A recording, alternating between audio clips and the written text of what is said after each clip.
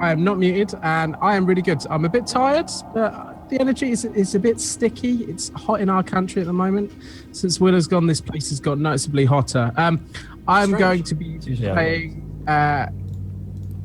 I can't remember his last name. His name is George Bullard. George Bullard. He is an ex kind of fairly common man turned war hero pilot in the First World War, and now he's been recruited into this kind of elite task force, and he's still a bit of a dick. Task force. Yeah, Task force. Yeah, task force. Awesome. Lee, how are you? I'm very well, thank you. Just waiting for the storm to break over the UK. It's brewing. It's only about to begin. So tell us who you're going to be playing today. I'm going to be playing Cecily Chadwick, the occult author who was once taken over by occult forces herself, driven to madness, but has survived miraculously. Yes, somehow she does it. Perfect. And Angus, aka Mythmatic, how's it going, Myth? It's going well. How's it going, everyone? Yep, I'm playing Angus Callum, I guess it's like a very Sean Connery Bond. Yes. That type character. Yes, indeed. And Askren said he's going to be a little bit late today, but he'll be joining in throughout. And Askren is, of course, playing Silas, the weird guy with that big book who everyone finds kind of creepy. So we're going to do a recap of the last sessions. Even though we've only had 2 episodes, we've actually got through an astonishing amount of content, really, when you think about it. All of the clues and all of the red herrings which we've gone down and discovered. So once we'll get to that in just a moment, but I'll remind you guys, whilst we're just joining in here and getting ourselves settled and sorted for the horror which will ensue. Yeah, Askren does always play the weird guy, makes sense. But if you're new to Encounter Roleplay, I encourage you to hit that follow button for us and join us in our adventure. We're here 5 nights a week, 10 shows every single week, and every week here on Wednesdays we play Call of Cthulhu. Askren is missing, but mysteriously, Askren couldn't make it to the show today, guys. He had a meeting with some tentacles. But yes, if you're new, hit that follow button and join us. Also, at 25 retweets, you guys are going to decide what happens next in this game. So get retweeting out if you haven't already, because you guys get to decide some stupid, silly things which happened to our adventurers. Thanks so much to Sconchy for following. Welcome, my friends, to the adventure. You're a gentleman and scholar. You say... Donate with 2 days, get inspiration, hero of your choice, gets that 20. I don't have anything in my PayPal that says that. I'll check it for you in a moment here. But yes, we're also giving away a copy of the D&D 5th edition starter set, which you can find down below there. We were playing that yesterday. I had a great fun time playing that. So go ahead and get a group together, get a friend playing some D&D, and why the hell not? So, other than that, you can affect our game, giving players nat 1s, nat 20s, wild magic surges, items, and even worse things. So check underneath donate, and you can see all the list of options there. All of them work for Call of Cthulhu because we have strange bit more stuff happening. Gleaming endowment. As I say that, thanks so much to Pregnant Chipmunk. Donates £16, no mercy. Psych, I always tell the players. Yeah, it's true, you do.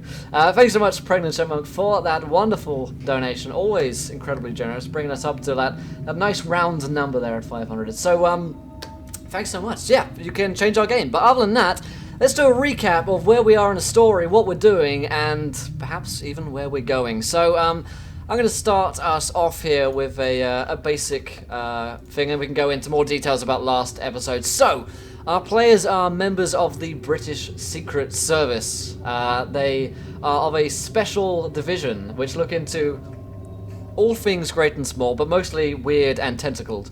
So they are in the kind of mythos department of the Secret Service in 1921, and we're currently in London. And there was a strange killing which occurred, and the chief of police, whose name was Archibald Sterling, was killed, murdered in his own manner by someone who knew him. You went to the scene of the crime, and you found that he had a bunch of organs actually missing. He had eyes, heart, ears, appendix removed, and he'd been murdered in a pretty brutal fashion. So you set to investigate who done it. There are a bunch of servants around. You had to talk to them. The only one of real importance at this point, I suppose, is Milton the butler, who they have arrested because he was carrying a gun, which was pretty strange for him to be doing that as a butler. So he was carrying a gun. He's been arrested. You have a few hours left to go and interrogate him, actually under a bit of a clock we'll be getting to this episode to get a bunch of leads tied up. But you went to a site, a bar, the Drunk Captain Bar, where the dead individual, Archibald Sterling, had been found. Previously, he used to haunt that dive, and he received a phone call saying that there'd been another killing. And this killing was on the same street in which Cecily Chadwick, Lee's character, grew up on, and Evangeline Street. And this girl, who was known to be Chelsea, who was a street worker, she had been murdered in a very similar fashion, and her hair had been cut to the same length and kind of style as Cecily's. It was dumped straight outside of her childhood home. You guys then went inside your home, which had been boarded up and seemingly not used for many, many years. However, looking inside, there were signs of inhabitants, and someone had been living in here. And indeed, you managed to find a secret door down into a almost shrine room, I suppose, which is pretty creepy. At the same time, we got Steve Pterodactyl on board, Agent Steve, aka Brad Woto, and he joined the crew for this mission because the dead girl, Chelsea, was actually his sister. And she had been murdered. So you went down into the shrine room and you discovered that there were all of these arcane symbols around. Lee, do you want to describe to us this arcane symbol which we've been seeing on all of the dead bodies as well as in this room? It's a triangle with a circle in it. It is indeed. Illuminati confirmed. The Illuminati confirmed. In fact, all you have to do is ask Audrey and he will tell you that there is a lot of connections that Encounter Roleplay are actually working for the Illuminati. In fact, we definitely are. I did not know this, but Encounter Roleplay has 17 letters, and I'm so happy about that. I'm like unbelievably happy about that. Wow. I know, the perfect amount of letters. Like, it's the length of a dollar. The Illuminati are hiring. Now we have a reason to say why it's the perfect amount. Perfect amount. It's just a dick. But yeah, pretty much, you investigate the shrine. There is arcane symbols around. There's also a logbook. Gareth, do you remember what was inside this strange logbook? The logbook. You've caught me out here, I think. Well, I'll give you a clue. It was. It's a medical book. It had. There was a medical book.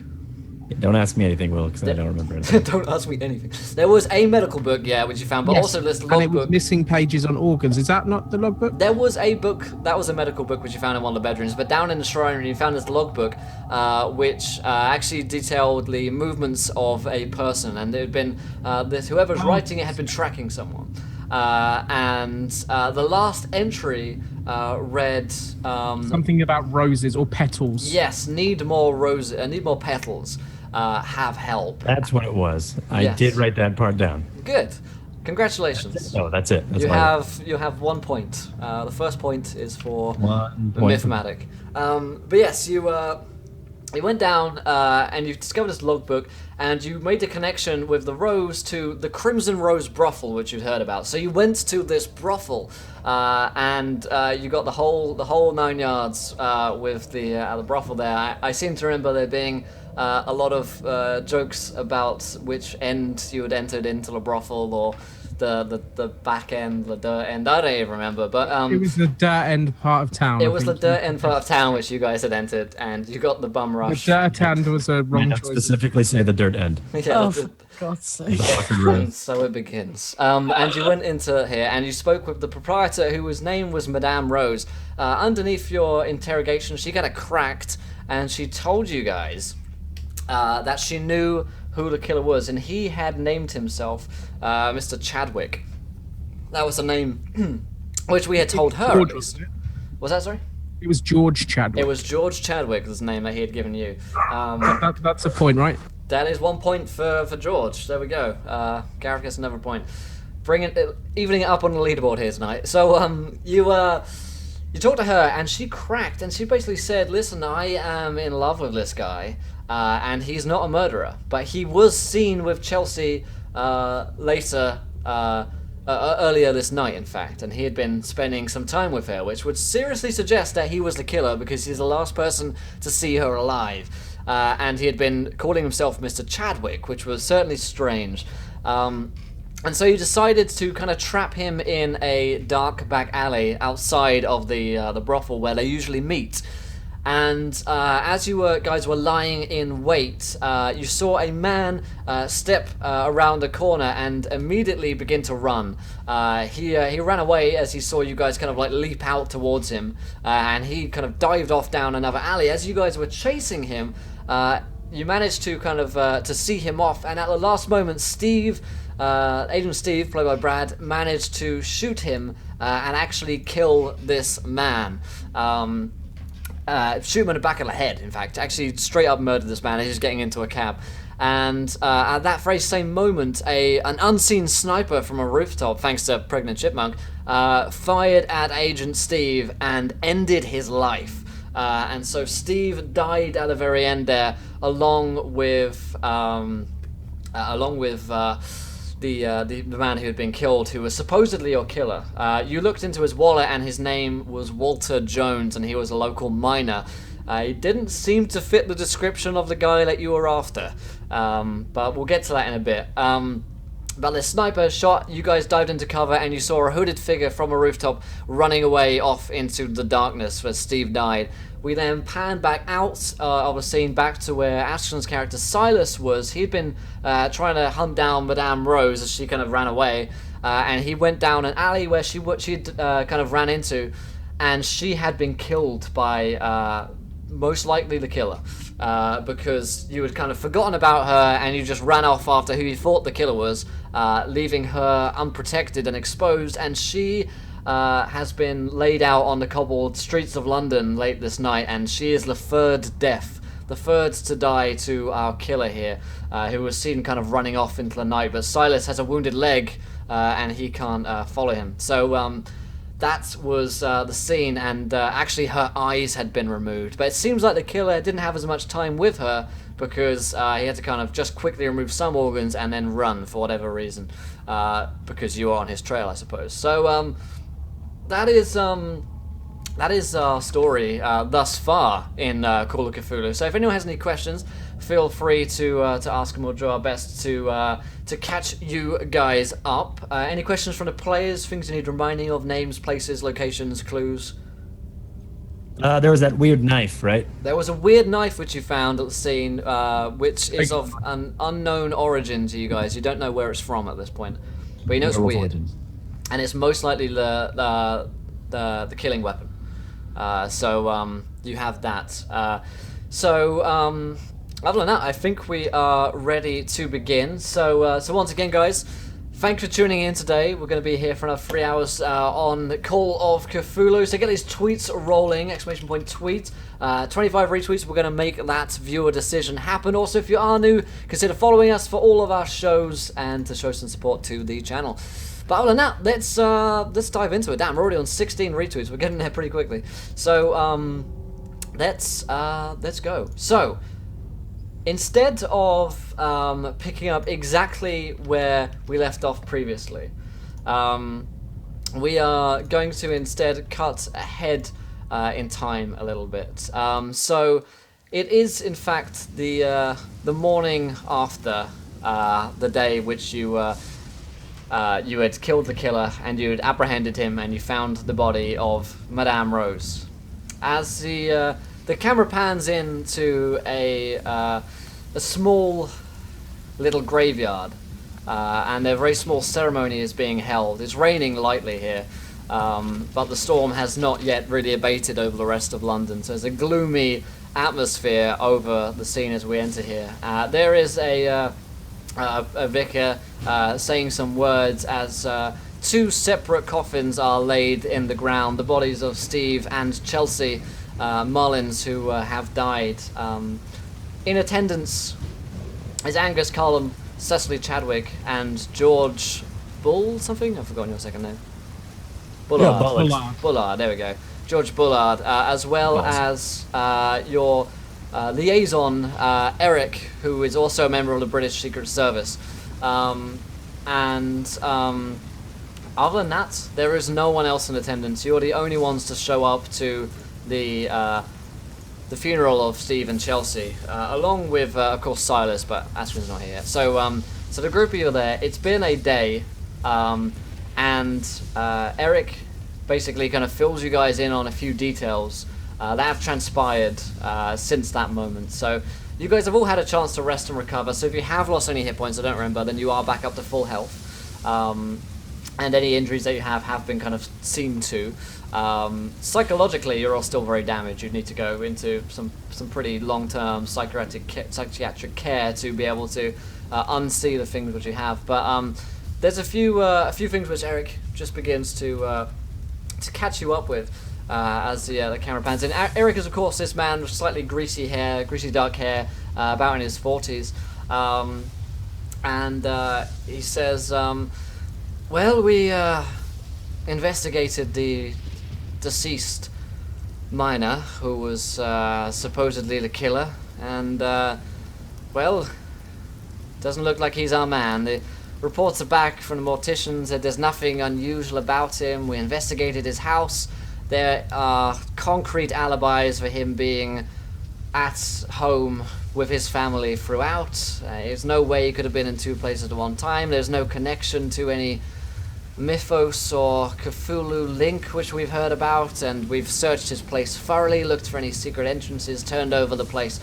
Seems like he was a fairly normal, hard-working man, our Walter, and, well, it's a shame that he got in the way at the wrong time.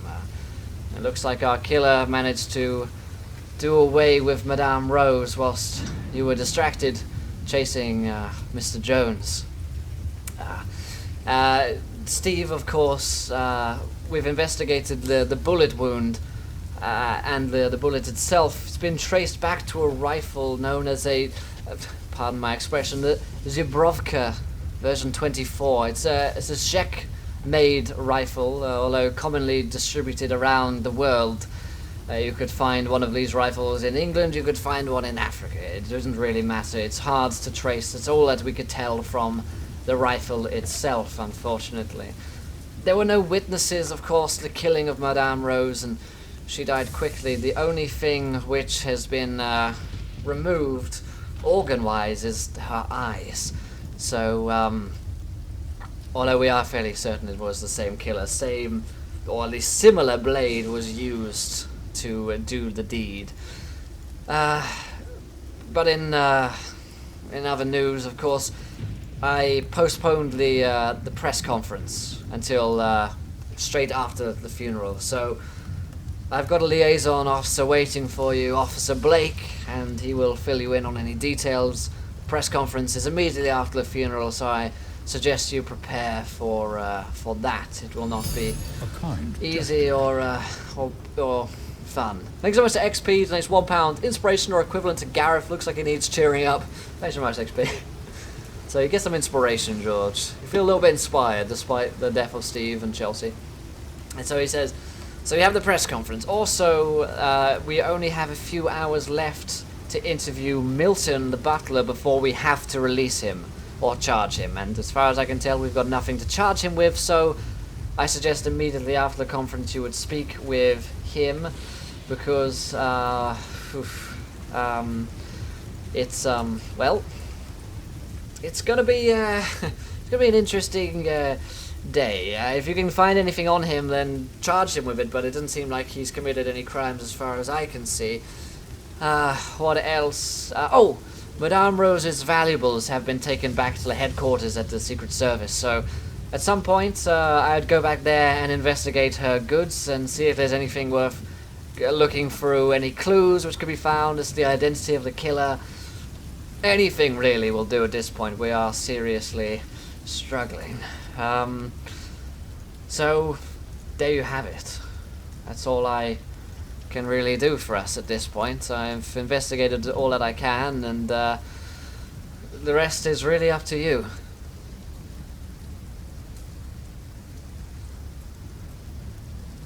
Well, I'm not even the character.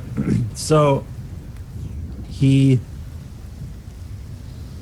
there's a Czech rifle fired into who? Into Steve Pterodactyl. The sniper rifle which killed him was a Zubrovka. Zubrovska. I can't Remember pronounce that. that Look one. into how to spell it. Zibla. Doesn't matter. Czech rifle is all you need, really. Dubrovka. I will write it down for you. What's a Zibrovka? Steve Pterodactyl. Madame Rose's eyes were taken. Yeah, Madame Rose's eyes have been taken from her. Nice. Same dude. Yeah. What's up, Fireflies again? Huh. I don't even know where to go from here. I'll speak to Eric. Is he still there? Yeah, Eric's still hanging around. So, is Walter's family being taken care of? He nods and says, "Yes, of course. We've done all that we can for them. Of course, they are still grieving, and I doubt they'll ever really get over it. But what can be done has been." Thank you. I don't feel great about it. But why would he run so fast? I suppose when he saw you leap out at you, at him, he panicked and ran. It's not uncommon for muggings, I suppose, on the east side, so I suppose he thought you were just that, and, well, once you fired on him, I suppose... I didn't leap. I was actually kissing Cecily at the time. Well, who knows? I forgot about that, sorry. Like, with tongues and everything. Who knows? Perhaps he panicked, but I had a choice in this matter. as far as we can see, there is no connection, and there's no way he could have been in two places at once, and even say he is our man, then, well, he's dead now anyway. If he had an accomplice, perhaps, who lured you away to kill Madame Rose, that is a possibility, but honestly, when I say there's nothing, we found nothing. What about the butler? Do we still have him? You still got him for a few hours. After the press conference, like I say, I suggest you would go and interrogate him to see if there's anything you can find. I'll be honest with you. There are members at the Secret Service who are growing impatient with your progress. There has not been a breakthrough, and 3 have been killed. The Chief of Police himself, the first to die, and as far as I can see, there's no progress which you've really made to identifying the killer or to apprehend him. So you need to bring me something soon, or it's all of our heads on the chopping block. They want to bring in different divisions. So bring something to me quickly, else you're off the case. Well, who else is going to solve this case? No, I don't believe anyone else has the experience that we do. Well, I am not in charge, unfortunately, of the British Secret Service. If it were up to I, I'd give you more time, but I've bought you all the time that I can already. We need a breakthrough, and we need it quickly. Greatly appreciated. How far away in time were all of these murders? So the first killing was around 2 a.m. The next one was around 4 a.m. And then the next one was around 6 or 7 a.m. So they've all been very quickly. But since there's been a whole day, there's not been a murder since. That's very unlike London. Well, there's not been a killing which is linked to that since, you know. So, we've got 3 hours, yeah? Sorry, just to confirm. Yeah, so he says, so you've got a press conference immediately after this, and then you have about 3 hours since then to go and investigate and speak to Milton. Then you have the valuables of Madame Rose to investigate as well. Don't forget, gents, we were originally going to be preparing for this press conference, but unfortunately we were called to the scene of another murder, so... I mean, like, do you really want me speaking to the press? I'm afraid you are the ones to speak to them. No, I'm talking to these two. You don't have to speak. Well, I'm not entirely sure how I would react in a crowd. Hey. Well, I'm not quite sure what to say, so. Well, We're happy. gonna- We're happy to write things down for you, so you have someone to read from, if that helps. Sure. I'm still a bit drunk from the rose. Kissed by a rose on the grave. So, we're gonna have to do some redirection because people are gonna get worried. They're gonna cotton on to things. We need to. Like out of character, what do you guys think? Like notes wise, what do you have a brainstorm if you need one. say or think or? Well, I guess we're going to have to mention that we did have another agent, but now it's. I don't know. Do we mention the press conference that Steve Pterodactyl's now been killed and? I mean, yeah. Because I don't know. I'm not entirely sure. You would report that someone working on a case has been harmed as part of the case, I guess. So I think personally we should keep the press fairly. Maybe we can put a few seeds out there to either try and get this guy to come forward to get him to dare a little bit more. But I don't think we want to make sure people stay away, but we don't want to make sure the press get involved too much. So ideally, we need to keep distance. Give them enough without mentioning anything Little taste. particularly creepy. Little taste of something. So to mention we have a suspect. We're questioning. And who's our suspect? He's the butler. You probably don't need to. Yeah, I won't be saying that. but- Yeah. Has it? He was Not looking saying. Has anyone checked on the widow pterodactyl? I don't think he was married. He seemed like a single man. Seemed like a loner. Oh, the single dactyls. Oh, the single dactyls. Yep. So Eric says, like I say, our liaison officer will. Actually, he's here.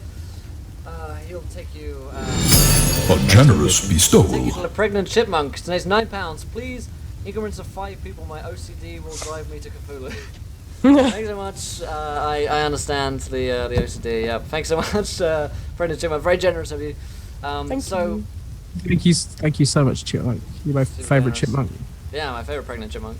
Also 25 retweets, by the way. Yes, we have a 25. I'll get to that in a moment.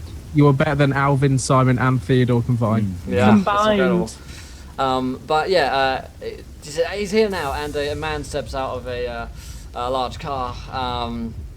Presumably is Officer Blake, and he's got in his 50s, dark hair, blue eyes, bit of a comb over going on. You know how it is. It's the 20s. We all got a bit of a comb over rolling sometimes. And he's got glasses which he wears. They look like kind of reading spectacles almost. And he steps forward to meet you, and he says, reach out a hand. Officer Blake. A pleasure. I'm your press liaison officer. Well, let's be honest. Like, this isn't good, is it? Who do you say that to? The press liaison. Yeah, he officer. said that to Blake. Yeah, he says, it does not seem like the best situation which you find yourselves in, but with my guiding hand, I'm sure we can see this through. Please, step into the car and we'll go to the conference now. All right, I jump in. Sure, he gets in the driver's seat. Eric says that he'll be in touch. All right, let us know if there's any more. Right. He nods. You'll be the first to hear.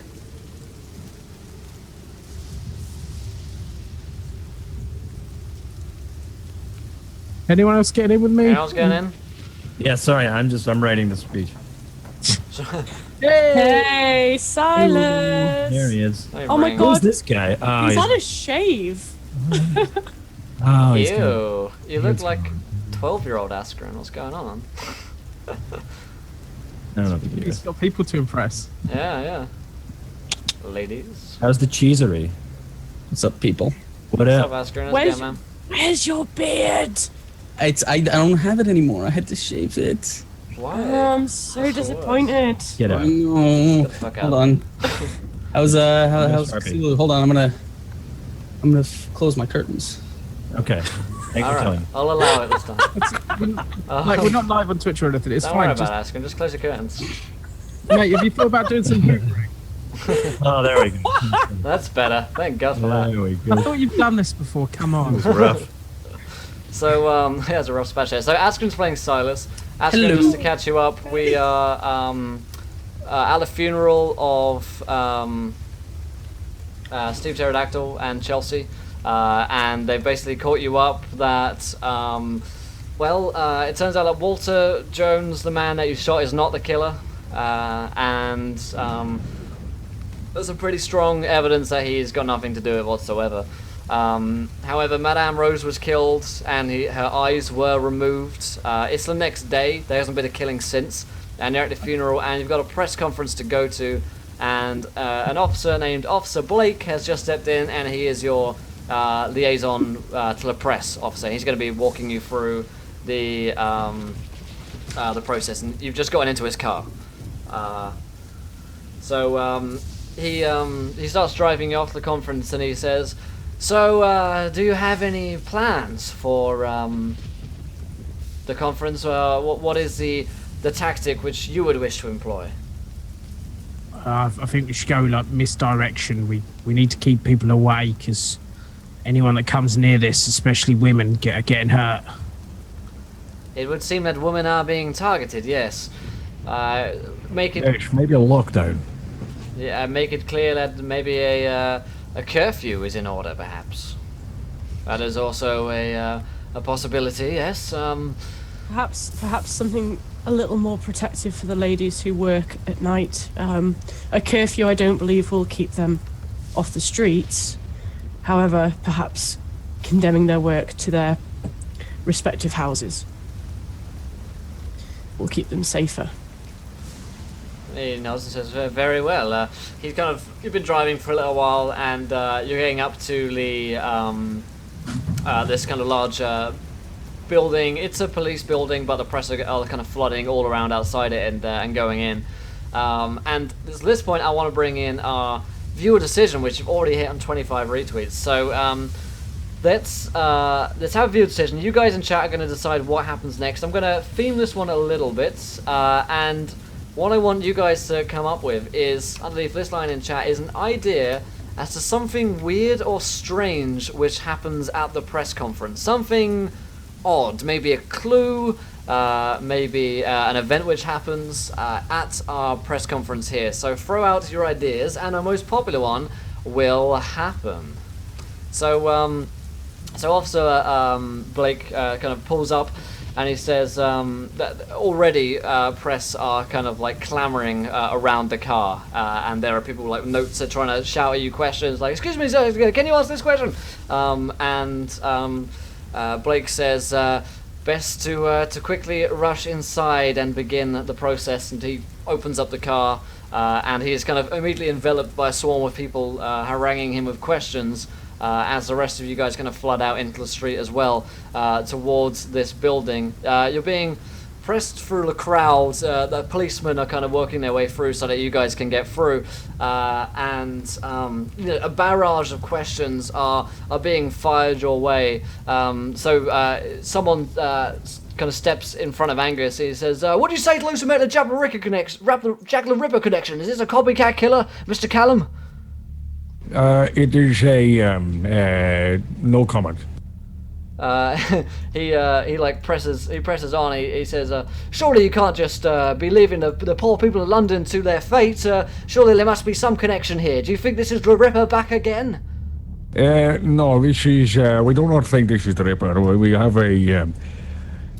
You see, we are a very talented, very. Quite gifted team on it, and we will be finding out. Quite gifted. So are you suggesting that the best are not on this case? Is Scotland Yard failing to put their best men on the case, Mr. Callum?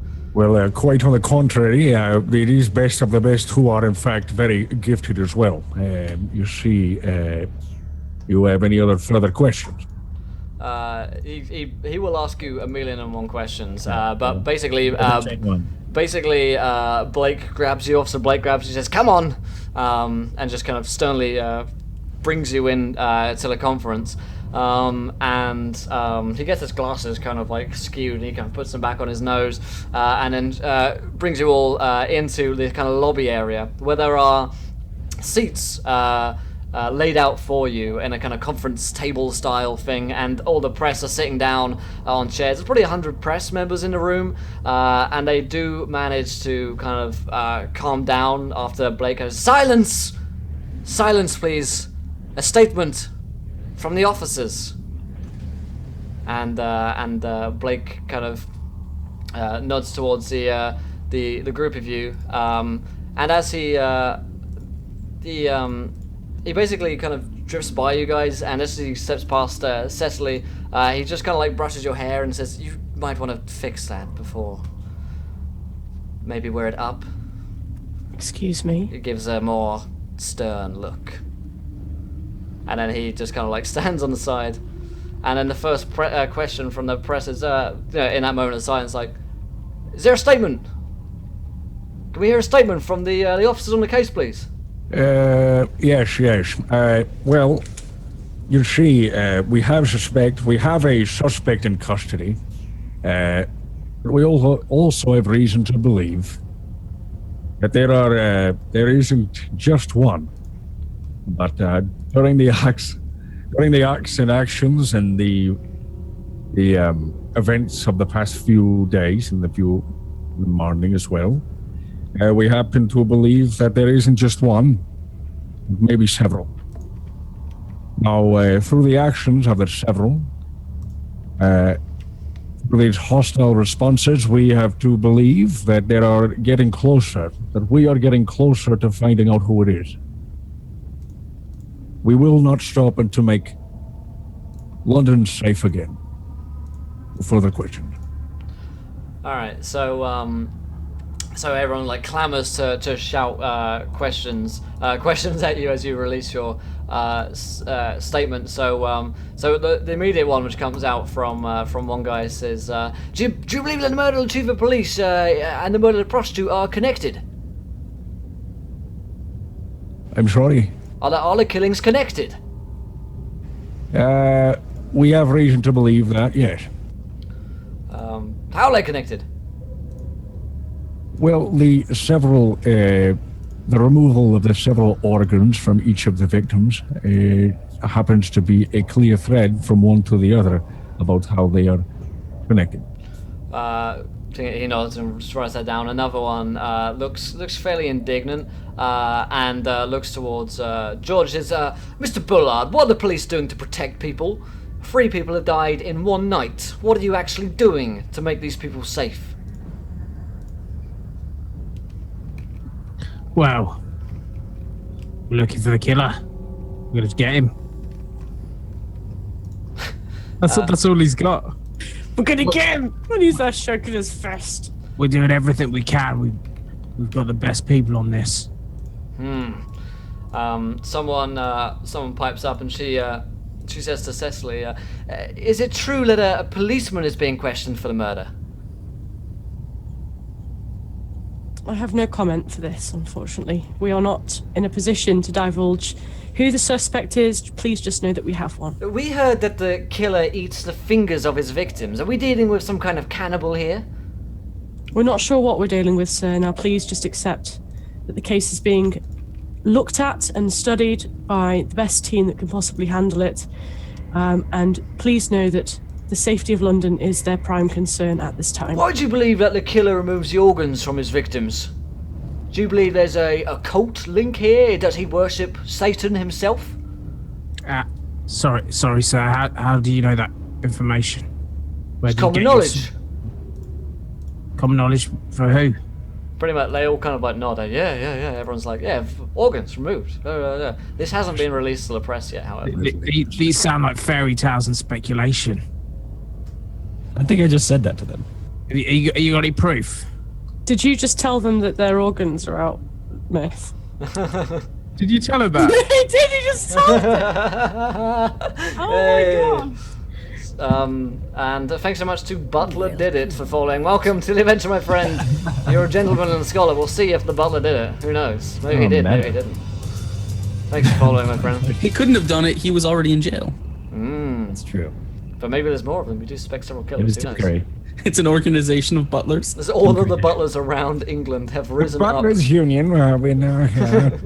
We really hate serving everyone food, so we're gonna murder them all. Their salute is raising their trays in the air like that. That's their salute. To the head of the butler cult. So one lady asks, how can these good, God-fearing citizens ensure that they are not next? Stay away from the docks and areas of ill repute. Keep yourself inside at all times with your doors and windows locked. So Silas has been very in the back, like very silent. He has no real intention of being part of a press conference. But when people start talking about that, he's still kind of clutching this book. He kind of will sort of push his way, I guess, up next to someone and just say, only prayers to the Lord can protect us now. The light of Christ is what you need, but things are crawling up out of the pit. This is true. It has been written. Are the end times nigh? Do you believe this to really end? It can only be as God ordains it. Cecily's just going to kind of side-eye Silas. Miss Chadwick, how do you feel about having a religious psychopath on your team? Do you believe that this is the safest and best way to lead an investigation? I understand a range of opinions and experience in life can help get a more sort of well-rounded picture of the entire situation. I don't understand what you're trying to say here. Miss Chadwick, how close are we really to finding the killer? Do you have any idea of when we might see an arrest being made, or even the name of the killer? As I said earlier, sir, we do have a suspect. Now, please be aware that this suspect, we're not going to be divulging who that is, but an arrest shall be made in the near future. Please be satisfied with that answer. And with that, the rest of the police begin to kind of like break out, say, "All right, show's over, guys, show's over," and the press are kind of like flooding out of the room, including Ram 42. Welcome, my friend, to the adventure. You're a gentleman and a scholar. But as the hall kind of empties out, and as you see that everyone's leaving, there is in one chair a porcelain doll, which has been sitting there in the middle of the crowd. I'll hop over the desk and go and pick it up as quick as possible before any of the press see it. Yeah, it's identical to the one which you found in Cecily's house before. Of course. He's been here. He was in with them. Where it is positioned, do I maybe recognise anyone that was in that area? I mean, it was in the middle of the crowd, so there's 100 faces. Could have been anyone. He's obviously watching us. He knows who we are, and he's paying particular attention. This is a game. Anyone we go near could be potentially in danger. Silas will kind of lean in, so again, anyone nearby doesn't really hear. He says, "Of course, with such events before us, we cannot rule out the supernatural." Well, like, this kind of goes with what we're looking at, I'm guessing, but someone had to bring it in here. It's not going to appear next to people. People would notice that. Are we quite sure? I mean, go ahead and explain it, but... I don't believe this is a thing to be discussed here. We have pressing matters to... You just want to chalk it up to supernatural. No, of course not. But there are avenues that we might explore if we account for the fact that whoever may be leading us along is doing so not with other means. They need not necessarily be in this room to leave a message or clue for us. I'll take this doll and I'll shove it in his face. You don't just say like Dolus Apirus and it fucking appears in the middle of the room. 2 points from Gryffindor.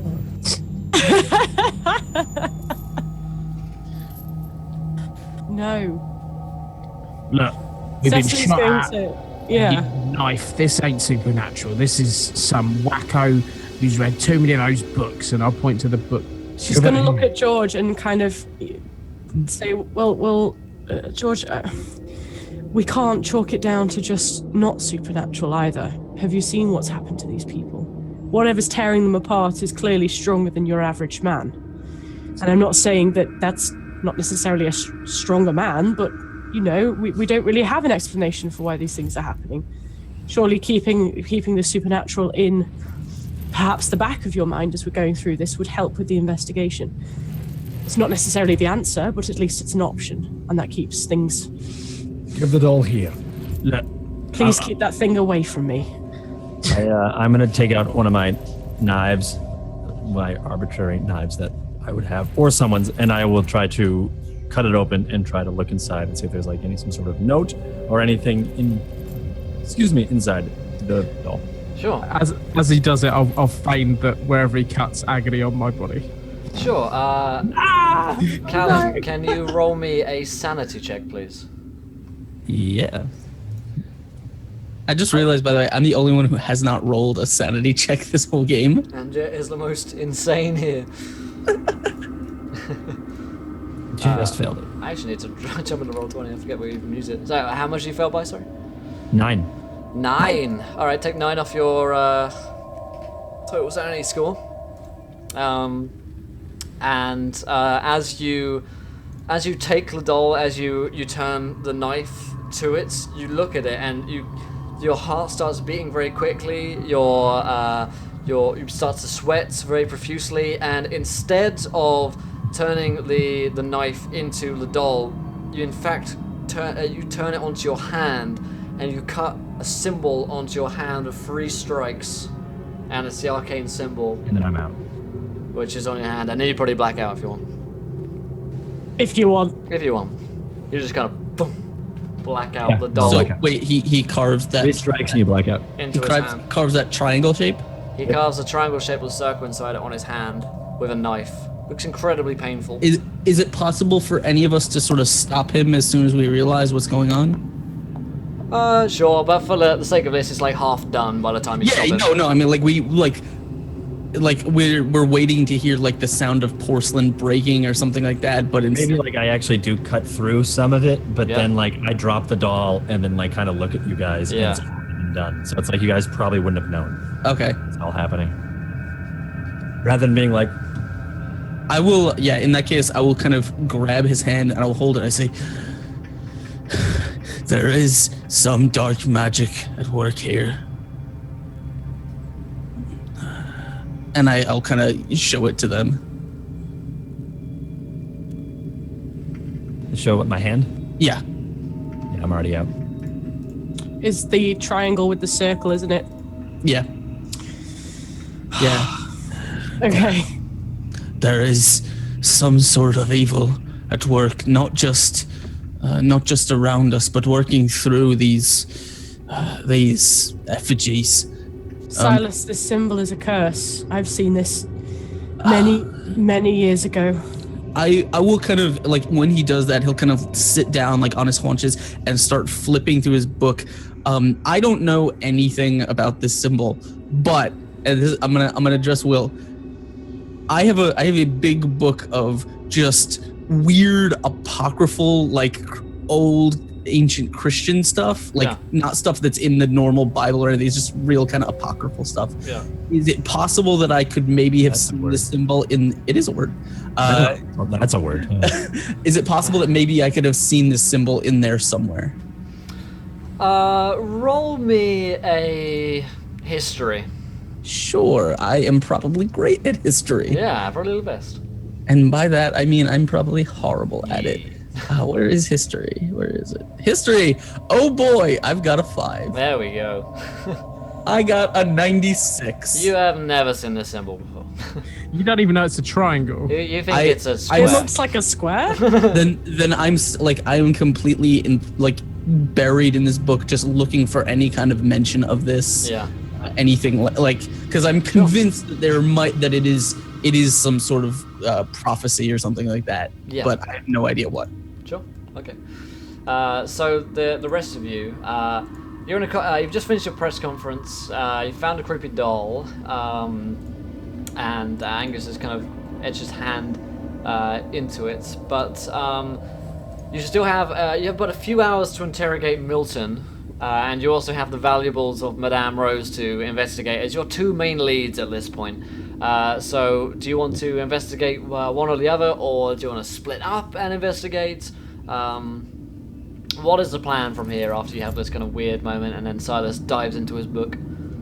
I guess I'm going to try and talk to... How's he doing? Is he still unconscious with his little... Angus is kind of like woken up at this point, and he kind of shows you guys the hand and the symbol on it. He's pretty shaken up, but he's okay now. I would kind of just foot slowly, gently, nudge the thing away from his foot, from his hand, the doll. Okay. What the hell happened? What did you see, friend? What do you mean? What's on my hand? What is this? You carved a symbol into your own skin. No, I didn't do this. This is not me. We all saw it. Is this true? Yes. Yeah, you look like you're gonna to the doll, then it's your hand.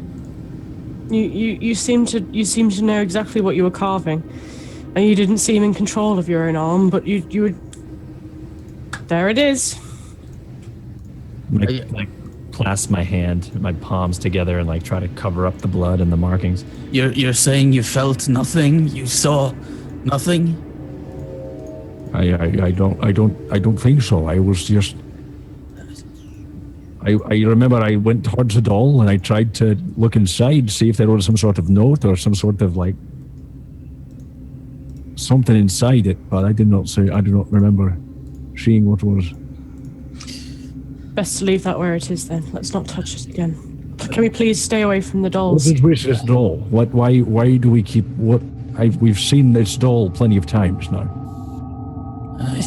They are either a message or an emissary of some sort of black magic. And what the hell is this? And I hold my hand up, and there's blood dripping down my wrist. What is this symbol? What? I know not. I wish to head back to the library, the archives, to uncover it if I can. Cecily, I need you to tell me what you know about this. And I've heard that you know more about this than us in our previous research, but I need to know what you know. What is it you want to know about what in particular? What is this symbol? Why is it on my hand? Is it a symbol of Satan? It's not a symbol of Satan, Silas. It's a symbol of something much darker than those fairy tales in your book. Ooh, shots fired. Forgive. Forgive my bluntness, friend, but this is beyond your book. The symbol that is carved into Angus's hand there has followed me around for nigh on 20 years. It's something that I encountered in my previous endeavor with my past company when we investigated the murder of a small child. And the symbol there is exactly the same. People died. It's. I can't explain it to you, Silas, but it's not of Satan. It's something much worse. Whatever it is, the power of God. Power of electro-funk. Welcome, my friends, to the adventure. You're a gentleman and a scholar. I don't get it. I went to unmute myself. I was like, quick, gotta get electro-funk in there so bad. Get her in before the God bit. No, he'll say that and he'll pull up his sleeve. Silas. He'll pull us up his sleeve, and you see a pretty elaborate symbol of a cross that is literally like burned into the skin on his forearm, like all like, up the entire. It's like Opus Dei or something. No, Right. he's actually covered in carvings and symbols that he's burned into his body, but this is a big one, like right on his forearm. Is it just like a cross? Yeah, it's actually technically upside down, so like it starts at the wrist and goes upwards. But it's the flesh is seared and kind of. She'll grab his arm and she'll look at his arm. And she says, "This is Satan." No, these markings, they are all that protect me from evil's gaze. Sure. Let's hope they protect you as we go forward in this investigation. However, the symbol that Angus has carved into his own hand there, I've seen it repeatedly throughout the course of my life. I can never forget it. And the dolls, oh God, the dolls. No, the dolls, they seem to follow me everywhere. No matter where I go, no matter what I do, there's always a doll. Just like Oh, Arena baby. Sam. Just like, Welcome, Arena, to the adventure. You're a gentleman and a scholar. Or gentle lady, as the case may be. Welcome. And a doll for following. And a And a dollar. doll. Such a doll. what a doll. How long have they been Cecily following? has one follower. It's the doll.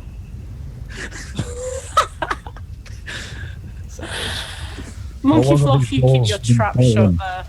How long have Shush. these dolls been following you, Cecily? Since I can remember. I had one as a girl.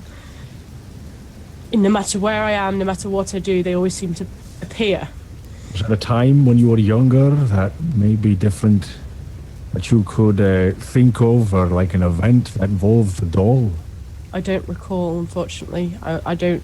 No matter how long I've tried, how much I've tried, the talking, the therapy, the training, I can never recall why the doll is so important. I just know I had that doll, and that it's appeared so frequently throughout my life. It causes me great despair to see it there, and I don't understand why. I will never be able to explain. Where But did I you know get the doll? I believe it was a gift. As far as I'm concerned, I think it was a gift from a relative a long time ago. I think it was my father. I never really knew my father very well. However, I think that was one of the few things I had that reminded me of him. Well, maybe we should go look and It's- find out where your father is now and ask him when he found it. What do reporters write with? Like in the 1920s? do they use- Pencils. A pen. I think it's Pencils. Like a and quill, a quill, I guess. chisel and rock. Yeah. A I'm pen gonna- and ink. A pen and ink. I'm gonna pick up one of the pencils and I'll write on this doll, right on its chest or its face, like 1920s London, I think it's tea. Dregs from tea. Yeah. Tea bags. yeah, we use tea bags. So I drugs, yeah. think it's tea bag. We I- still do. We still use that. just dab in the pot, and I write. I'm going to estimate an amount of time I have to go to the police station where the butler is, and then go back to the Crimson Rose. That amount of time, Okay. I'll say, meters at so and so o'clock, Crimson Rose. Okay. You're and writing. Wait, you're writing that on the doll? Yeah, and then put it back in the spot that I found it. Okay, cool. So, it's on the hour. I want to see what your plans are. Who's going where? Who's doing what? So, Before we do that, can I ask one question about something that I missed? So last session, while Steve Pterodactyl was off being shot and everyone was running after him, I stayed back in the alley where the brothel owner died. Yeah. And you said that I got a glimpse, like I was basically looking at the dude who clearly did it. Yeah, you saw a figure like hunched over and then Yeah. he just ran off into the darkness. Cowled, hooded, 6 feet, Okay. male. So he just booked it. I Booked it. just wanted to know if anything happened with that. Yep, that's all. Okay, cool. So let's go around. So Angus, what is your plan? What would you like to do next? I think Angus probably wants to go back to the home base and try to look into where this doll is from and why the hell it keeps Okay. falling. So back to base. Silas, are you going back to base Much as too? a red herring as that is, but Yeah, Cool. if he indicates that he's going to go back, I definitely want to crack at the archives because I'm convinced that there is this symbol is written down somewhere. Okay, in so some- top two off the archives. George, what's your plan? Go speak to the butler, then immediately go back to the brothel. Butler then brothel to meet whoever might Yeah. be in communication with this And doll. to look through her stuff. Okay, cool. Cecily. I guess I'm going to try and go along with the investigation as much as possible, but in the back of her mind, try and rack her memories to try and find out where this doll comes from. Okay, sure. Do you want to go with Angus and Silas or with George? Or somewhere else? Sorry, where was George going? George is off to interrogate Milton, the butler. B&B. The butler brothel. Yeah, the butler brothel. Yes, I'll go with George. Yes. Yes. Count me Alright, cool. So we know where our investigators are headed next, but if you guys are new, then do join us if you haven't already. Hit that follow button for us and join us in our adventures today in Call of Cthulhu. Just now we're into our third episode here. Also, if you haven't entered the giveaway, there's just about 2 days left to do so for our D&D 5th edition starter set, so go ahead and enter into that below there. They've already hit 25 retweets, but at 35 retweets, we'll have another viewer decision where you guys get to throw in an extra clue or spicy meme into the mix. So be sure Spicy. to do that. Only the spicy kind is the ones I'll have. Of course, you can donate to affect our game, giving players nat 1s, nat 20s, wild magic surges. No and all crispy. sorts. No crispy memes, only spicy, red hot, hot off the press, exclusives and memes. So keep following, tweeting, and donating, and we'll carry on here. So first of all, we're going to go with George and Cecily to the station which Milton is at. So you can take a car there pretty easily, and you let in by the custody officer, who kind of checks the time and says, "You've got like 45 minutes before we have to release him, so try and be quick in there, okay?" Has he said anything? No, kept his lid shut. Has he been checked? Did he have anything on him? Anything hidden? Nah. All his items are in custody, so Definitely check the rest of him. yes, everything's checked on him. Perfectly safe. He's been in there for nearly a day now, so. All right, that's in. And has anyone been to visit him? Anyone at all? No visitors. All right. Okay. I Not guess even a we better phone get call. this over and done with. So she kind of unlocks the interrogation room door. There is a place where you could see through the one-sided glass if one of you wants to stay behind, or if you both want to go in. There are chairs set for you there. And Milton, the aging butler, who's probably in his like 60s, early 70s, is there, balding, wrinkly skin. And generally, in this environment, he looks every bit the convict, I suppose. He looks like an old man taken away from his home, and he looks up at you. There's a bit of fear in his eyes, but he says, "Is it time for me to go? Can I leave now?" No, you're gonna talk now. This is where we need to know some answers from you, Milton. What is it? What do you wish to know? What happened? None of this bullshit. What did you see? Exactly what I told you is what I saw. I saw a man running away. I shot at him and I missed. What did the man look like? Dark, 6 feet high, looking like a man. and that's all I really saw of him. And where did you get the gun from? You carried it around with you. Yes, I was carrying the gun on me at the time. So I, why did you say you got it out of the cutlery drawer? Well, I thought it might seem suspicious if I said that I was carrying a gun around. Surely it's more suspicious that it was in the cutlery drawer, though, Milton. I panicked. Okay, I panicked.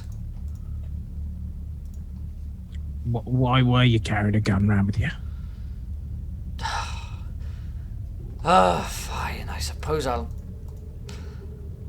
You know Nellie, the young girl? Yes, Nelly. It turns out that she's actually my daughter. We're related. I didn't know until recently, but she is my daughter. Who is her mother? She doesn't know yet. Oh, her mother just, well, I'm afraid to say she is the, result of a street worker.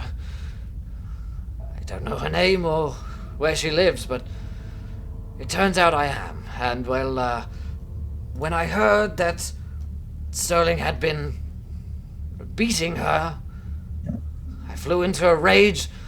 I took the gun from the safe and I went to shoot him. I was going to do it. And then It's okay, Milton. It's okay. I saw this dark man and I panicked. I thought it might be him and I shot and, well, then all hell broke loose. Deep breaths, Milton. Thank you for telling us. How did you find out she's your daughter? He says, it's not that hard to get tests and, well, I did some investigating around and I asked her a few questions and I'm fairly certain. Do you not think it's a bit weird that, bit of a coincidence that she would end up employed in the same place as you? Well, yes, it was rather, given the life which she led, but I You knew she was a whore as well. knew that she had previously been in that line of work, yes? Milton, did Nellie know that you were her father? She does not yet know. I've been kept in here 24 hours. When If you're not telling us everything, she could be in danger. This person is killed again. we need to make He's killed 2 other whores, and if you're not lucky, if you don't help us, if you don't tell us everything, There's nothing else I know. I'm not your man, is all I saw. Milton, does she have any other connections? Anyone who would want to hurt her? Any motives there where Nellie's in danger? We have to know. I don't think so. As far as I know, she's has no crimes. I'm guilty. I meant to kill him, but I didn't get that far. Milton, do you know of any friends who she has, very close friends in town? Do you know of anyone who she not like hangs around with? I guess. Well, Madame Rose, I suppose. The woman from the Crimson Rose. She's her friend, or well, at least was, but she has very few friends, really. I grew to be her friend, and then no male friends other than BDH 77. Welcome, BDH, to the adventure. You're a gentleman and a scholar. Thanks for joining us. Milton, Madame Rose has died. What? How? Madame Rose has been killed. She is one of the victims. the same person we're trying to protect Nelly from. But if you're giving us bullshit, we're wasting time here. I'm not giving you any form of excrement, I assure you. No, Not otherwise. Yeah, he says, I don't believe she has any real male friends. She didn't hang out down there. I don't believe that this gentleman knew her. They didn't. She never had any male visitors. I don't think she's. What in about danger. female visitors? The occasional friend, but really, she was quite isolated. And Do you know where she lived? Did she live with Archibald? Yeah, she lived in the mansion, yes, in the servants' quarters. Okay. But the police have gone over every inch of that place by now. All of the evidence is probably in a locker storage place somewhere. Do you know where? Do you know? I know where. Probably some police station somewhere. Cecily's going to look at George and say, perhaps we better. listen, the others, the maid, the German, the stable hand, they're kind of pointing fingers at you. Anything you'd like to say about them? I don't imagine. I can't see what they would have to say about it. The only suspicious man is that Virgil. I never trusted him. He never trusted me. Where Well, can we find Virgil? I don't know where he lives. He's a stable hand. He's probably around the mansion. Perhaps we better question him about Nellie, George. yeah. We spoke to him. He seemed on the level. You seem like you're hiding something still. I'm not hiding anything. I've got nothing to hide. There's all my dirty little secrets out on display. I hope you're happy. I have to agree, George. I believe that we've got the most we can out of this man. Now, are you going to let me go, or are you going to arrest me? You're already Sure. under arrest. Well, you're going to charge me. I've been in here for a whole day. It didn't even bring me any tea. Just brought me water. It's your call, George. Where will you be? I'm not a ranging killer. I'll be back at the mansion. Look at my old bones. I couldn't kill a fly. Milton, don't- you fired a gun at a gentleman, of course. Yes, You I would kill did a- fire a gun at a man, but he was a killer, wasn't he? Would you be happy to take an officer with you just for your own safety? My own. No one's gonna kill an old man. I'll have you take it. We'll get you out now rather than making you wait for all the paperwork and. On the Fine. condition that you take an officer with you, Milton. Fine, I'll take an officer with me. He'll be my carer. Next thing, he'll put me in a retirement home. It'll be a nice one. He'll battle for you. He'll get you cups of tea whenever you like. All right, I'll make sure that's arranged. Make all right? sure it's a lady. One of them lady officers. Okay, yeah, I'll get you a real nice one. No, it will be a man. And he will make sure that you are safe. No bubble baths, no tea. You can do that yourself, Milton. Fine. Just one last question. You know that nice room where that thing happened? Yes? It's actually two questions. Sorry to kind of drag on the point. We found some paperwork. It's got lots of these black redacted lines on it. Does it have black redacted Yeah, lines it on does. it? Steve pterodactyl lines? Full on. Did you see much of this around here? Like in the place? Do you have to tidy up much of these? Because Occasionally I'll seal the files, but I never look at them, not even once. Do you know where you keep the rest of them? Well, he kept them in his office, at his desk. yeah, that's where I found them. Right, lovely. Last thing, all these pictures, the little pictures in there with like women on. Oh yes, there's the pictures, yes. Paintings. Yeah. Paintings. Will they have anyone special, or are they just ladies you like the look of? Some of them were former acquaintances of the master, some were family. There were a lot of women, that's all. They were rather easy on the eye back in their life, I suppose, before they were defaced.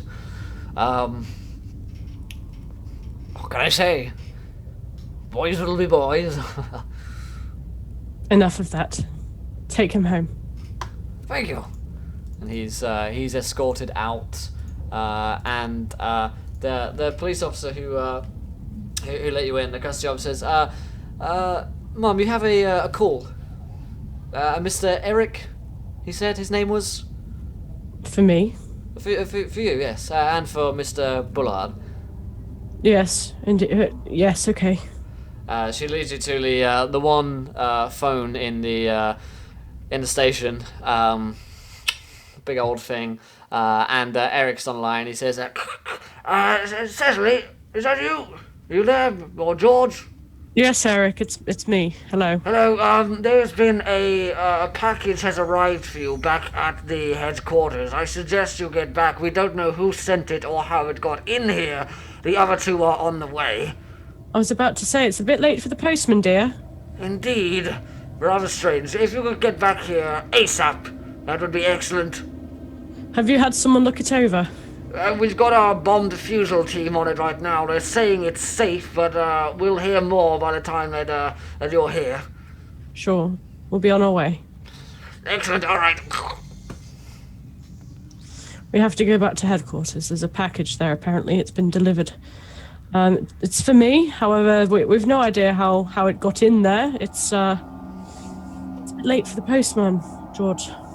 How long do I estimate it take us to get back to this place? Would I be able to make the time that I've scribbled on this dial? Yeah, you could go back to the brothel on the way if you wanted.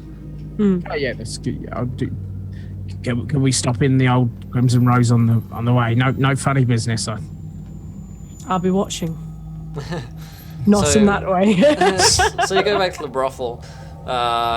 You are allowed in a somewhat more frosty welcoming than before. The Madame Rose is not around. Obviously, she's dead. It's one of her other girls running Obviously the place. she's dead. Obviously, she's dead. She's not a zombie anymore. She's going around. Welcome to the Crimson. Welcome to the dirt end. But no. There's one of the girls previously who is working the doors, and she says, "All right, then, what you want? You're them police lot, aren't you?"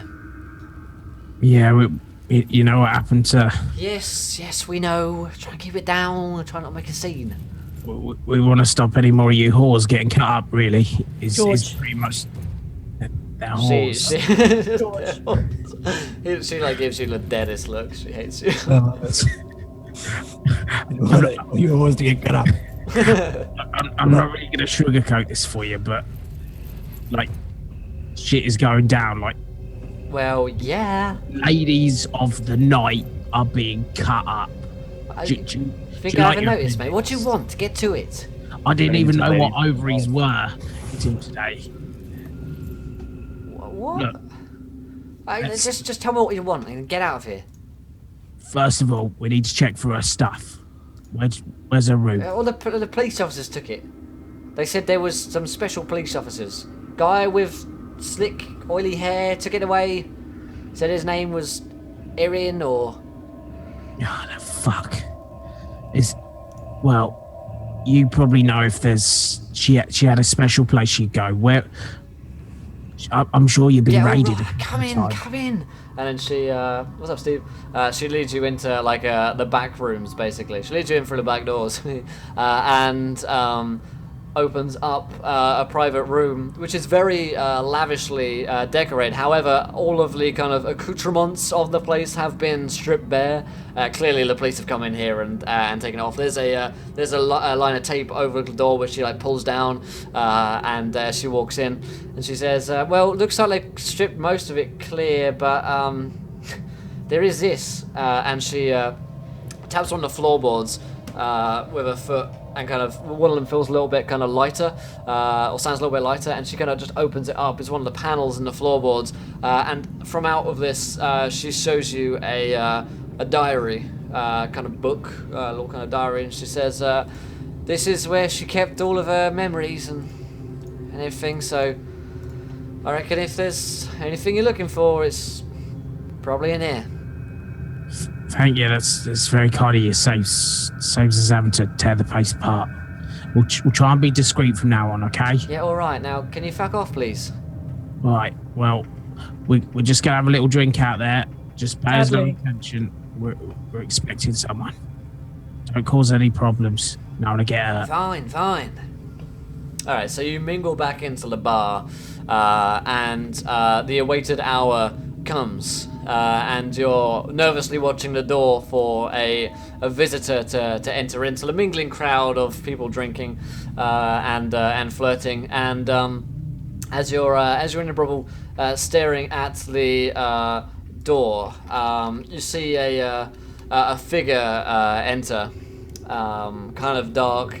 Cowl steps in the darkness behind him, kind of opens up into the floor, and he looks like straight at the group of you two, and then just as you're all like tensed and ready to go, he kind of like takes off his hood and says, "Oh, hey girls," and kind of grabs them in, and they're like, "Ah," and says, "Let's get a drink," and goes off to the bar to start drinking. Probably not your killer.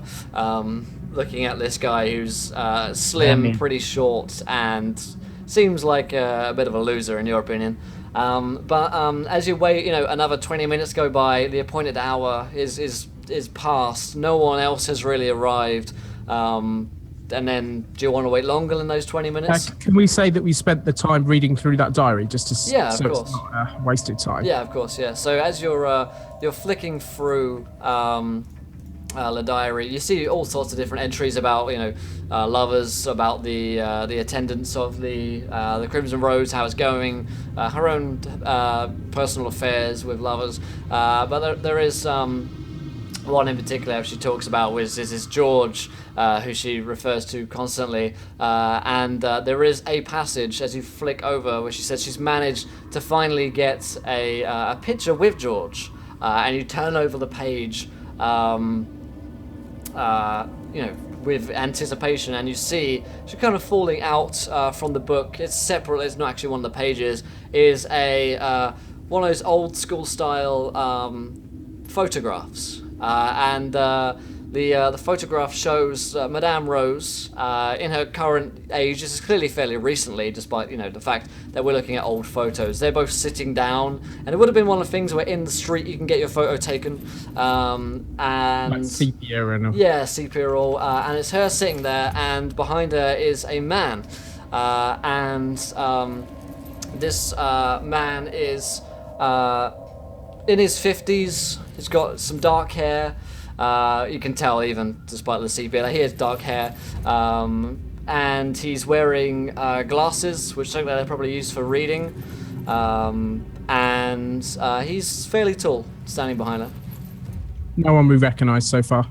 He looks just like that officer you met previously, actually. Which one? Officer Blake, the press officer. press liaison officer. He looks a remarkable similarity to him, actually, now that you think about it. God damn it. I will whistle over one of the maitre d's, one of the people serving. Yeah. What? You recognise this man, love? You seen him around?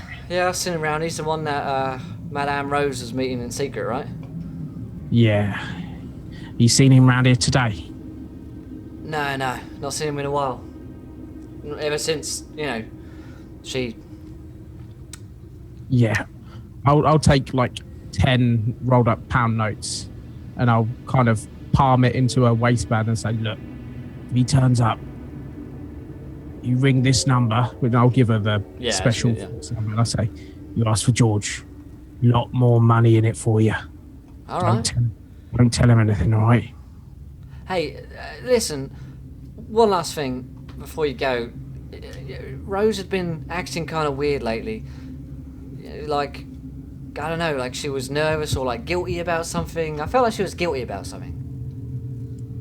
What else she been doing? Has she been going anywhere strange or? Well, no, other than meeting this George fella, but he seemed to make her happy, but she also seemed to seem kind of sad and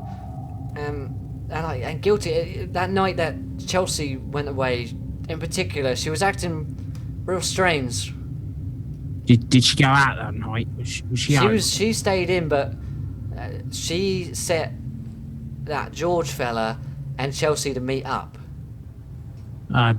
Did she arrange a lot of things like that, or was this a special one-off? That had been happening a bit recently, but yeah, mostly that's normal. But with this George fella, this is the first time, and she seemed to almost maybe I don't know, but she seemed to be guilty. I don't suppose you knew a Nelly, did you? Rings a bell. Does she used to work here? I think she did a bit. She might have come in for an interview, even if she didn't get the job. You wouldn't recognise that name with George, would you? Nah, don't think so. All right, well, mate, you've been a great help, all right? If anything turns up, you give old George a call. We'll take care of you. Right then, love. All right, I'll give her a wink. She flirts back. Right. Cool. This whore's going to give us a call if there's any problems. Let's go. Perfect. So... What do you like? So you... What a man, what a man, what a man, what a man.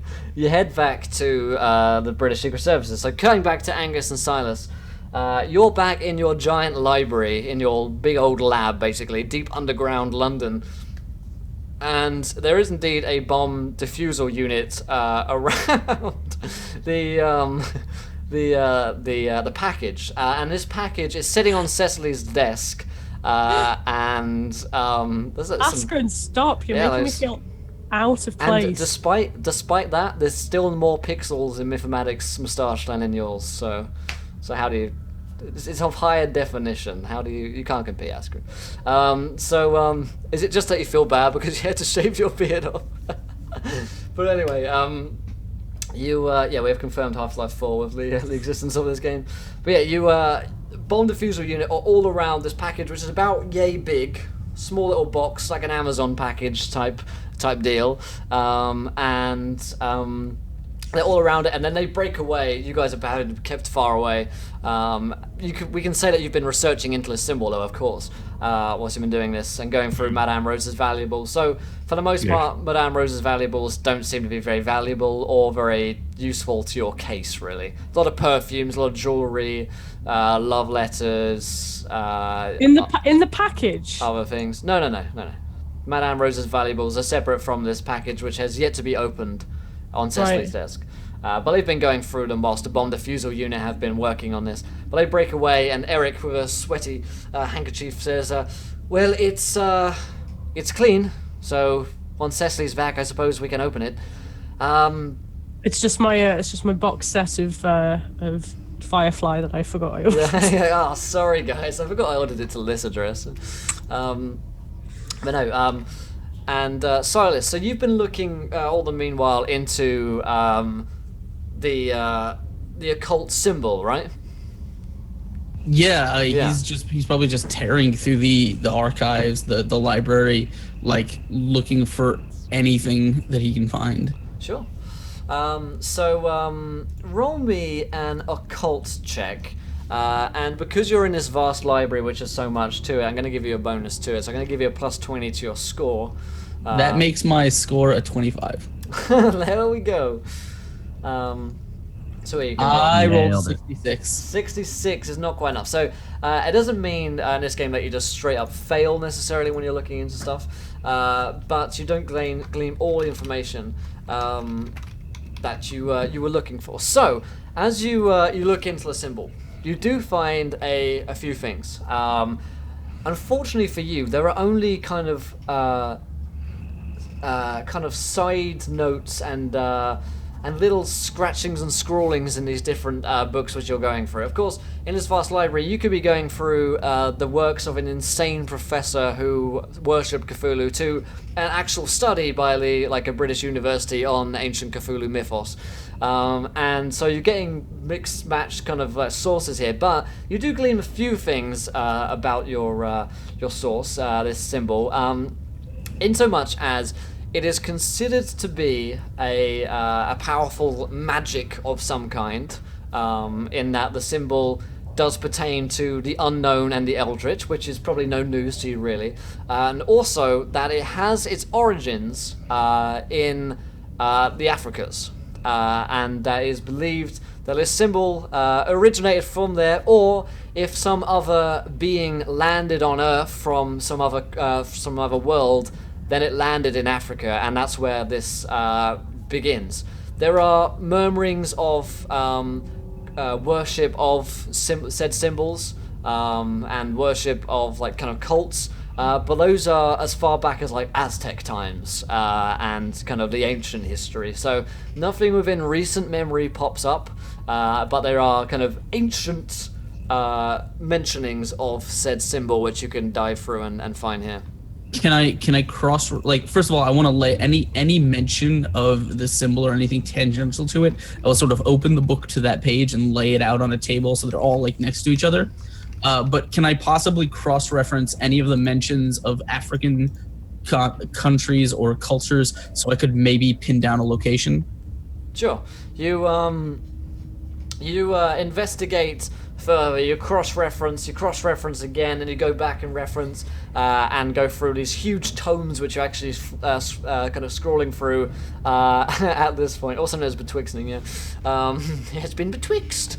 But you see one word comes up. Ruins me. That bloody magistrate, honestly. one word pops up, and that word is Ashdod. ASHDOD is the one word which turns up. You don't know if it's an African word. It most likely is. But Ashdod is what comes up. Is there any context clues about it? No real context. No. Google it. Yeah, Google it, fam. The only real clues which you get from it is that it's probably... You can either nail down, because of the translation from whatever language you're translating from, it's either a place, a person, a thing, some kind of entity, or maybe some kind of weapon. You're not really sure. So it's a word, is what I'm getting. It is a word, yeah. It means something. It is a noun of some kind. Yeah. All right. Then I will arrange my findings and just sort of keep that. That's what I'm doing when everyone finds me with whatever they're doing. Okay. Angus, what have you been looking at? Ashdod. He's been going, Yes, this is actually an anagram for Dad Show. Dad show. Dad confirmed. Daddy, is that you? Daddy, is that you? Gordad. It's Gordad. It's gotta... it is. He's been actually looking, speaking of dads, actually, he's been looking at Cecily's father and trying to figure out where these dolls have come from. Like Okay. the origin of the doll. Yeah, you research where these dolls are like manufactured. They were part of a manufacturer company who went into the ground 50 years ago, and since then the line has been discontinued. The same porcelain style. However, similar styles have arisen, and there are popular dolls being sold to this day similar to that. But this exact make and model haven't been seen in several years, just because the company went bust. Most likely, her father had one, maybe from an older relative of his, which was passed down to Cecily. Obviously, you don't have anything like a receipt or anything which can really track down where it came from, or you kind of track down. It probably would have been from this manufacturer's in the Greater London area, but things get transported to and from countries, so it's difficult to say. Yeah, with this information, he probably shrugs off the doll thing. It's fucking weird. But he now knows that this symbol is from, again, this symbol, this triangle with the circle in the middle, that is actually still now etched into his hand. He is going to suggest taking a trip to Africa, because it shows evidence on that knife as well. That knife is an ancient tribal dagger of some sort, throwing, I think it was, and there's two points, if not more, at least 2 points right now pointing to the Africas. So okay, cool. So we'll say at this point that Cecily and George return. That Staj Baba rifle, the Czech rifle, Yes. is manufactured and traded throughout the countries, but also in Africa. It is, yeah. And you would also be Probably go. vaguely aware that there is war going on in Africa around this kind of time period. It's a very fractious world. If you do you want to do any research into that current war in Africa? Sure. Yeah, sure. So we'll say that you're doing that, seeing as I've got some info on it. So there's a bunch of wars which have been going on. Previously, however, an important war which comes up is the Congo Arab War, also known as the Belgio Arab War, which took place and was what we now call the Democratic Republic of Congo, between the Belgian king Leopold II's Congo Free State and various Zanzibari Arab slave traders led by a guy called Sefu, and the fighting occurred in the eastern Congo between 1892 and 94, which would place it in the same dates as the dates which you have in the redacted file about the pirate incident in the 1890s. Yeah, on the Horn of Africa. So that would corroborate a similar time that war was going on, and currently still there are Zanzibari slave traders and other factions who are warring around not only the Congo but a lot of African states currently. there's a bit of history for you, which is all true, which is a fun fact. Actual history. The game is actually true. Learning. History lessons from Encounter Roleplay. It is, yeah. Learning whilst playing Call of Cthulhu. Yeah, that's what I came here for the school. Yeah, I need if history only test. If only my ancient history degree had been playing Call of Cthulhu, I might have stayed on and done it. Anyway, By the way, Askren said we went from Connery Bond to Connery Quartermain, and I love that reference. So you find yourselves talking to Eric just as Cecily and George arrive. You guys come back to kind of like corroborate your evidence together and to team up. You guys, George and Cecily, are let into a sweating Eric, who's kind of dabbing his forehead, and his bomb defusal team just kind of give you the thumbs up. And Eric says, Cecily, it is yours. We're told it's safe, so, Eric, we Your encounter T-shirt. we need to rearrest the butler. We need to call a press conference now. What? Why? We need to do it. Give me the facts, man. Call Blake. We think it's him. We found something. We need to get this called now. We need to get people out there. Blake? Yeah, the press officer. Oh, yes. Is he here now? No. He's gone by now. Why do you think it's him? Yeah, get woke up. We need to get this message out. Very well. He immediately goes onto the phone, and he's on the phone. Cecily, open that for me. And everything's kind of all getting very busy in the office at this point. She picks up the package. Yeah. And she's going to sort of take it to one side and just kind of slowly. So you unwrap the kind of initial kind of cardboard from it, and inside is a pouch, like a jewelry pouch almost, the kind that you might get like a necklace or bead in, a kind of silken pouch, like so, and within you can feel that there are some things within, almost like beads maybe, but like fairly big ones, almost like marble sized, within this bag. And there's a drawstring which can be pulled back to open up this black little silken pouch. She's going to just feel it and then she's going to look in. Cool. Within are 2 eyeballs, still bloodied and wet. She's going to catch her breath, close the pouch. Is there anything else in the box? Nope. Just gonna put it back in the box. Just gonna close the lid. What is it? Just gonna pick up the box. Just gonna say, I had a delivery. The delivery is watching me. Eric's on the phone like, what are you talking about? Eric, there's eyes in the box. No. Eric, someone's eyes are in the box. No. He is sick. Oh my. No, I'm coming off faint.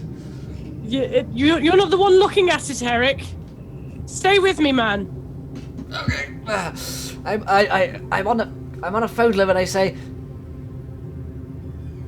Puts the phone down. He says, Are we all there? "Yeah, you guys are all here." He puts the phone up and he says, "They said there is no Officer Blake." Who was the man you introduced us to then? Well, they told me he was Blake. They told me Blake was coming to meet us at the cemetery. Who told you that, friend? I simply received the orders, as I always do. From who? Well, I suppose, but really anyone here in the Secret Service could have. Then access. call a meeting. Don't call anyone. Stop. Think about what this means. Yeah. This is fuck.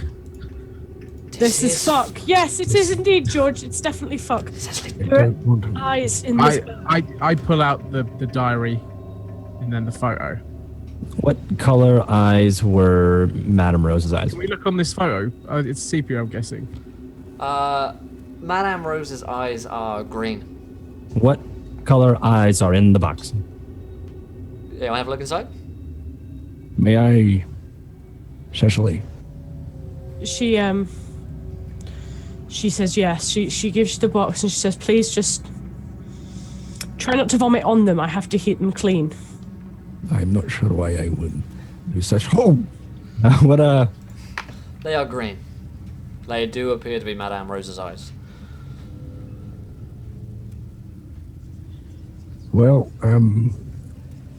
getting past the initial shock, I must say that the flecks of her eyes, the flecks of brown and green pools, remind me of Madame Rose.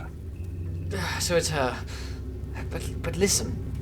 If someone told me that was Officer Blake, well, who was I to know who he was? He doesn't come with a photo area officer. So I heard Officer Blake was coming to meet us. A man who, wearing a police uniform, tells us is Officer Blake, steps in. Therefore, someone higher than me.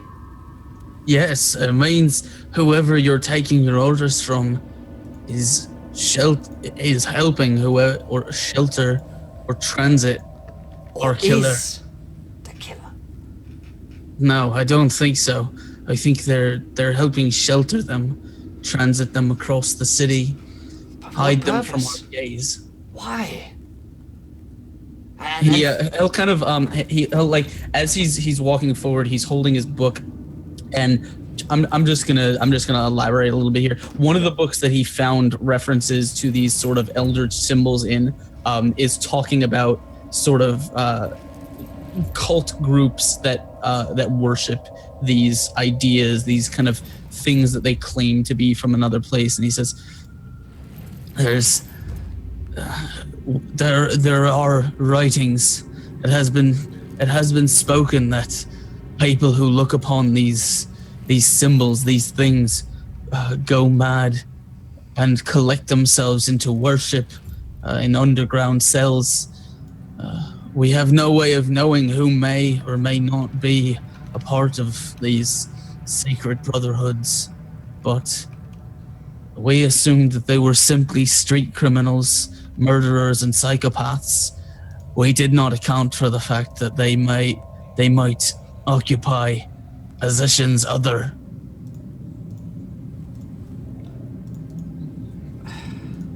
Well, furthermore, does this mean that...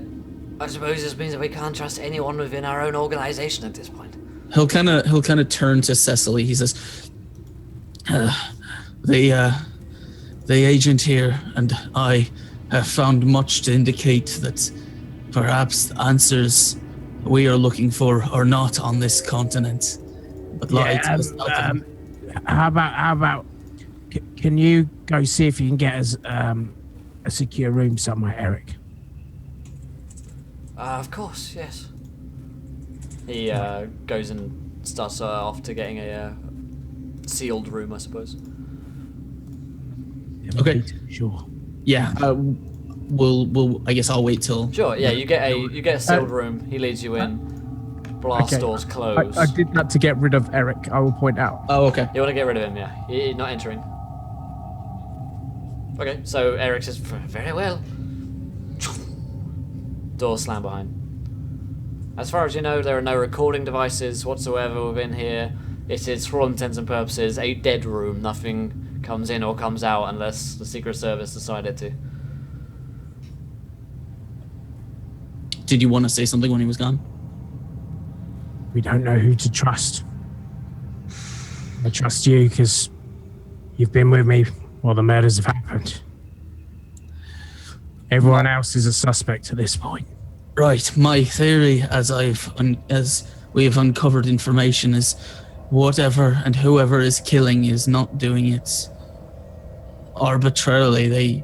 They do how they pick their victims. We have not figured it out, though. Who they seem to be directing their message at is very specific. Are we entirely sure that if we leave London, the murders would not follow us? What? Why do you want us to leave London? There are answers to be found, but I don't think we're going to find them here. Sorry, am I in the room as well? Yeah. I was going to say, well, the murderer isn't necessarily off the continent. You've seen that he's killing people here and now. I understand. What I'm saying is, if we leave, do we know that they won't follow us. Are you suggesting that they would? More specifically, follow you. It's possible. We don't know. We don't know how or why they're choosing their victims. We only know who they're sending their messages to, and it's not the City of London. But if we go and they kill more people, it's kind of on us. It's not just, you can't just like get there quickly. You have no idea how long that kind of journey takes. I am not suggesting it lightly. I'm presenting the information that we know.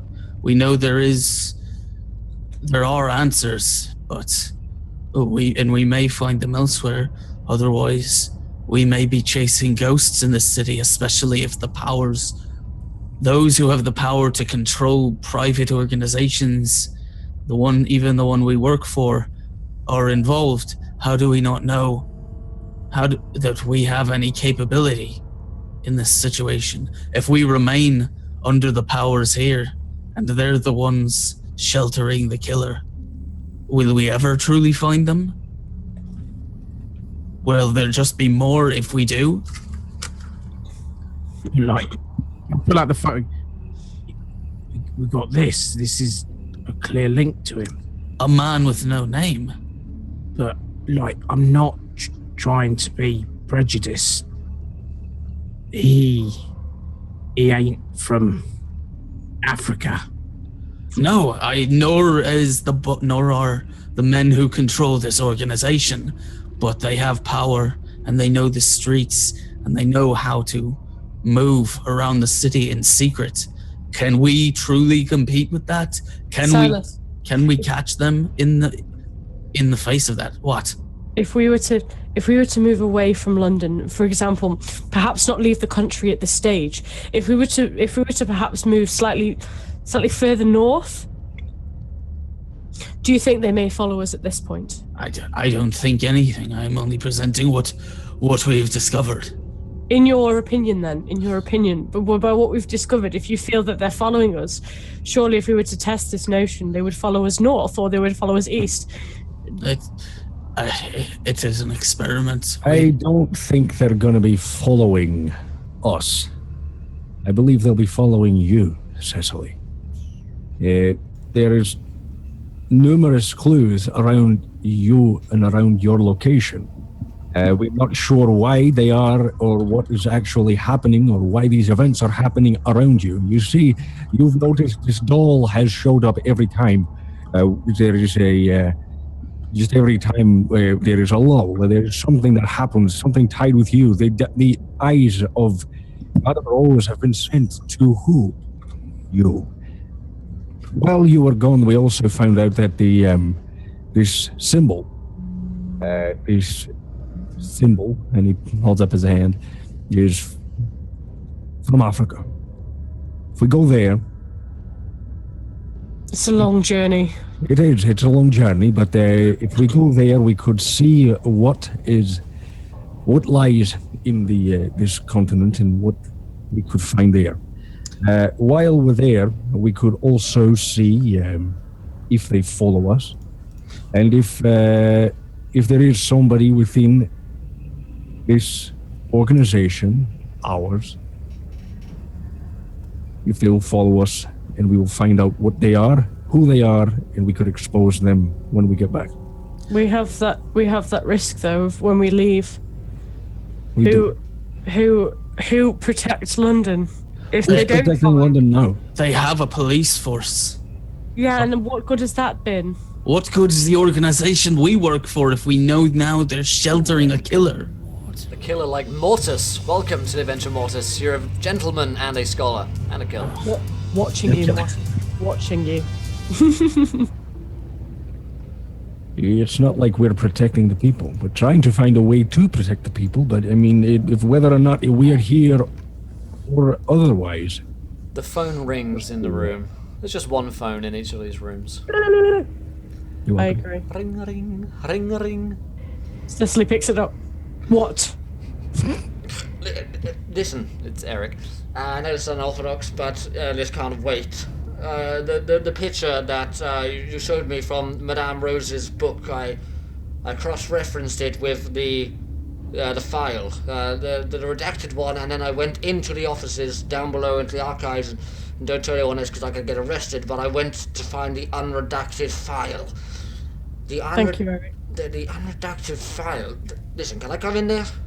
Yes, yes, you. of course. Is the redacted file the pirate file? Yes. Yes. Yeah. Right. She lets you in. She lets you in, and she drags you in, and she slams the door behind you.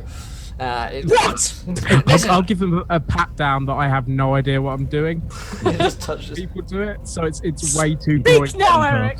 No, listen. I went in there and she shows you this file where she has it.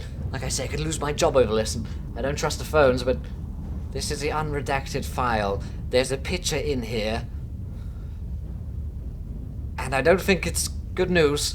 And he Silas will kind of snatch the file out of his hand. so- He says, "You didn't take this. I did."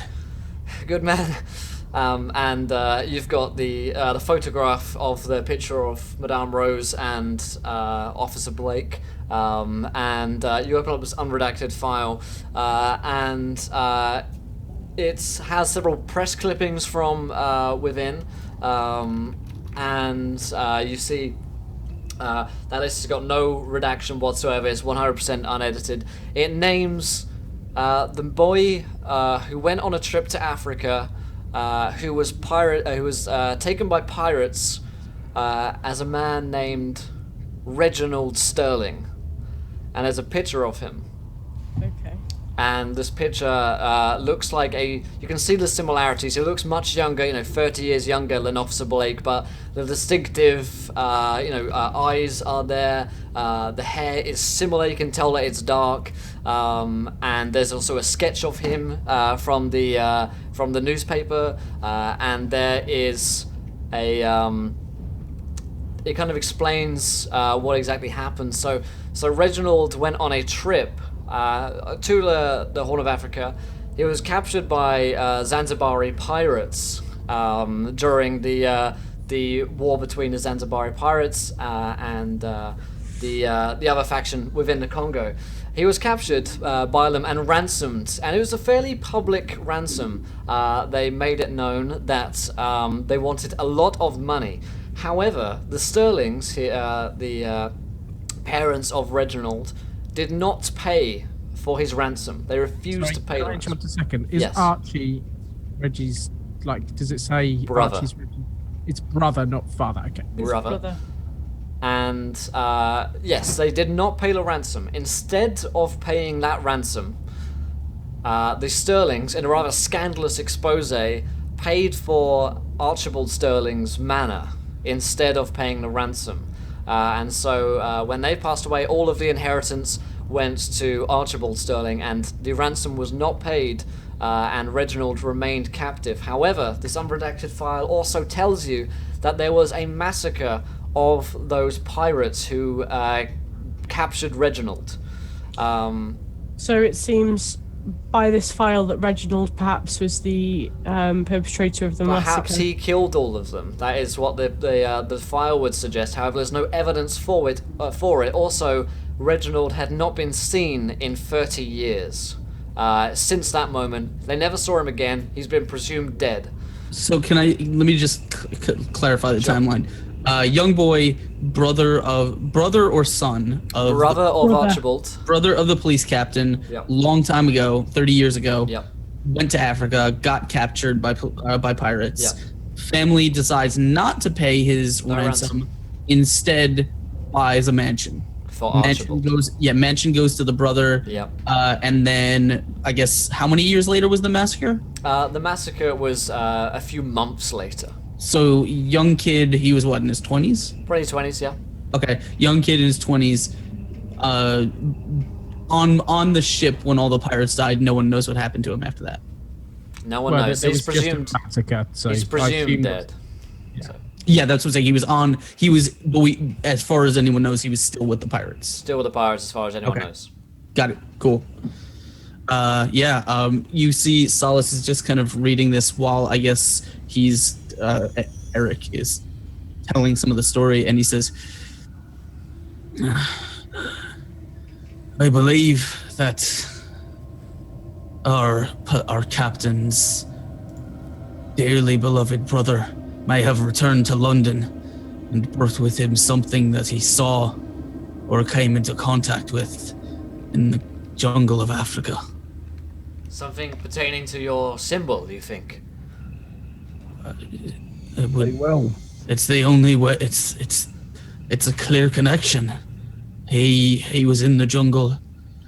Pirates all died. There's no word of how.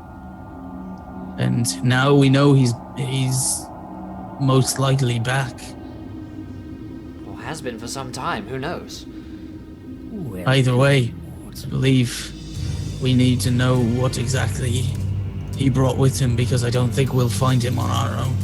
I believe it was Aruna he brought with him. Welcome, Aruna, to the adventure. You're a gentleman and a scholar. Thanks for joining us. I've got an idea. Yes. Our police chief is the wanker from the Met.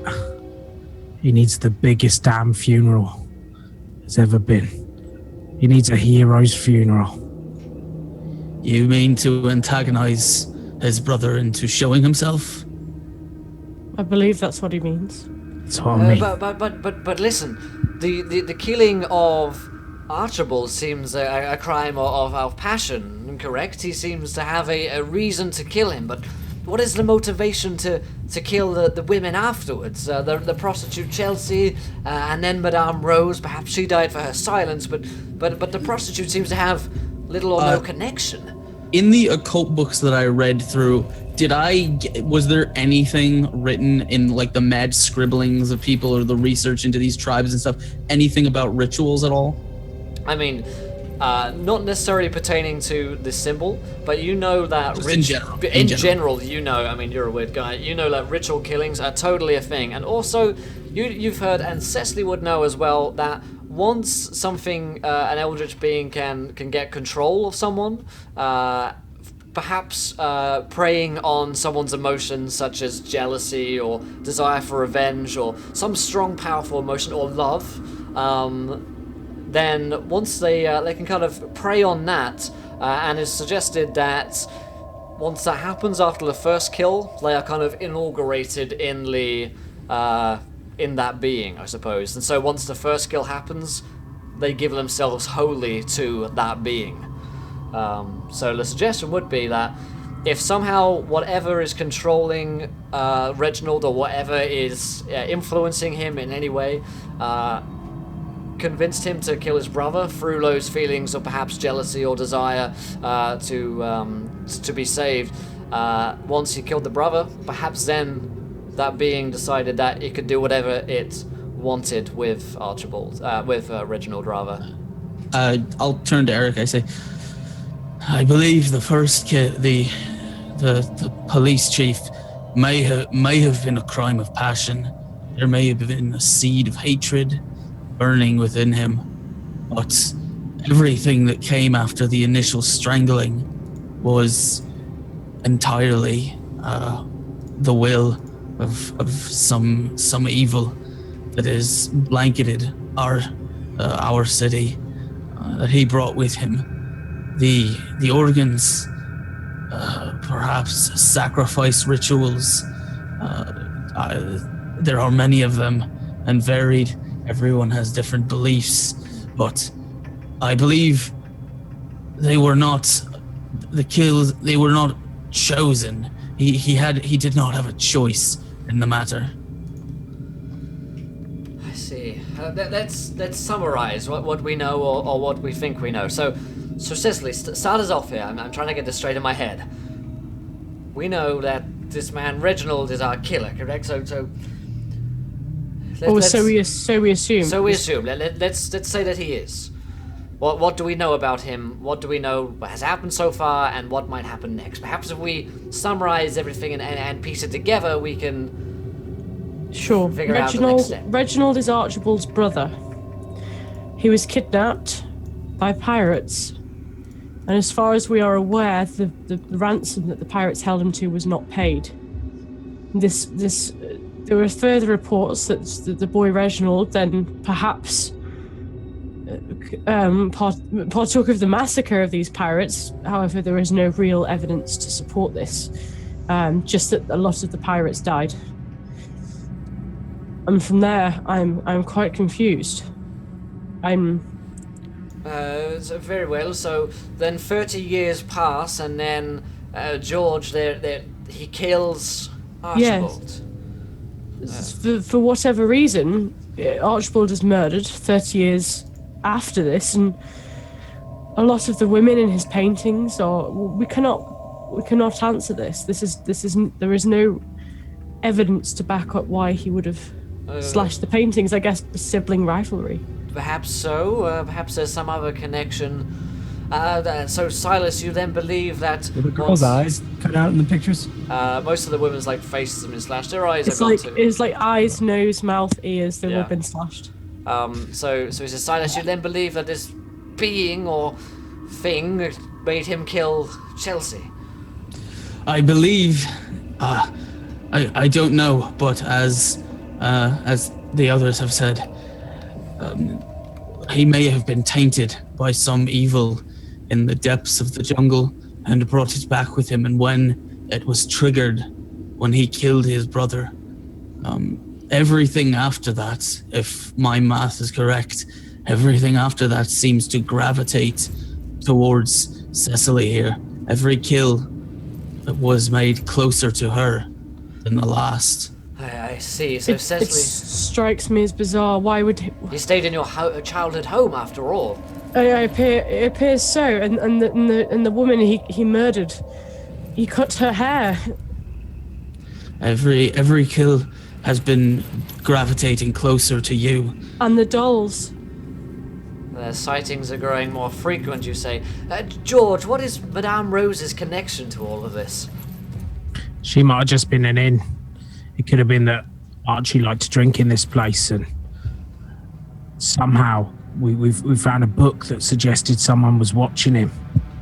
The writing was very childlike, so perhaps maybe he's not grown up entirely, but Perhaps the events 30 years ago stunted his growth somehow, or his understanding, who knows? that's what I was thinking. But So you don't think there's anything else with Madame Rose? Before you seemed to be under the impression she was in love with him, or... she was definitely in love with him, and I get the feeling that he got her to do things. I'm not entirely sure that he sorry, go on. No, this is out of character. Do we know that he actually met her after the Africa thing, or was the picture from before? It was after Africa. Yeah, it was Okay. fairly recent. She was acting strangely after. She had kind of a shameful look in her eye, and that suggests a woman that's done something perhaps she didn't want to. Did And she... was the one that arranged the meeting between him and Chelsea. So maybe... Involved. Maybe she knew Chelsea's fate and she was killed for her silence. Or for what she saw with those eyes. And I nod to the eyes. Yes. Well... So we know that he's killed 3 times, but the past day he isn't killed at all. And he's some fascination or something with Cecily. Somehow Cecily is connected, and these dolls which you keep supposedly seeing are somehow related as well. And then Africa. Everything keeps pointing back to Africa and where this all began. But the phone rings. I'll grab it this time. Never mind. I know you get it. Hold on. Here he is. You first. Who gets it? Go on, Angus. You said it Angus first. gets it. You get it. Okay. Yes, hello. There's a policeman online says, "Am I free to the Secret Service? What? Sorry? Are you? Am I free to the Secret Service?" It's a secret. Perhaps. Is he selling PPI? Tell him to go away. Well, listen, I'm the acting chief of police, Richard Mason, here, and Well, I was told to call this number. There is a man, his name is Reginald Sterling, and he has just turned himself into custody. I'm told that I should phone you immediately. Very well. Keep him there, please. We'll be Of right course, he's under lock and key, sir. Hang on. A pleasure, serve it up. Her Majesty's Secret Service. there. Go save the Queen. All right, so, God save the Um, You sing the national anthem, yeah. So Eric says, what? it seems as if Reginald Sterling has turned himself in the car. Turn himself in where? The fuck. I don't know. Scotland Not Yard. the, Scotland Yard HQ, also, he said. yeah. How did they know we were here? And I looked at Eric.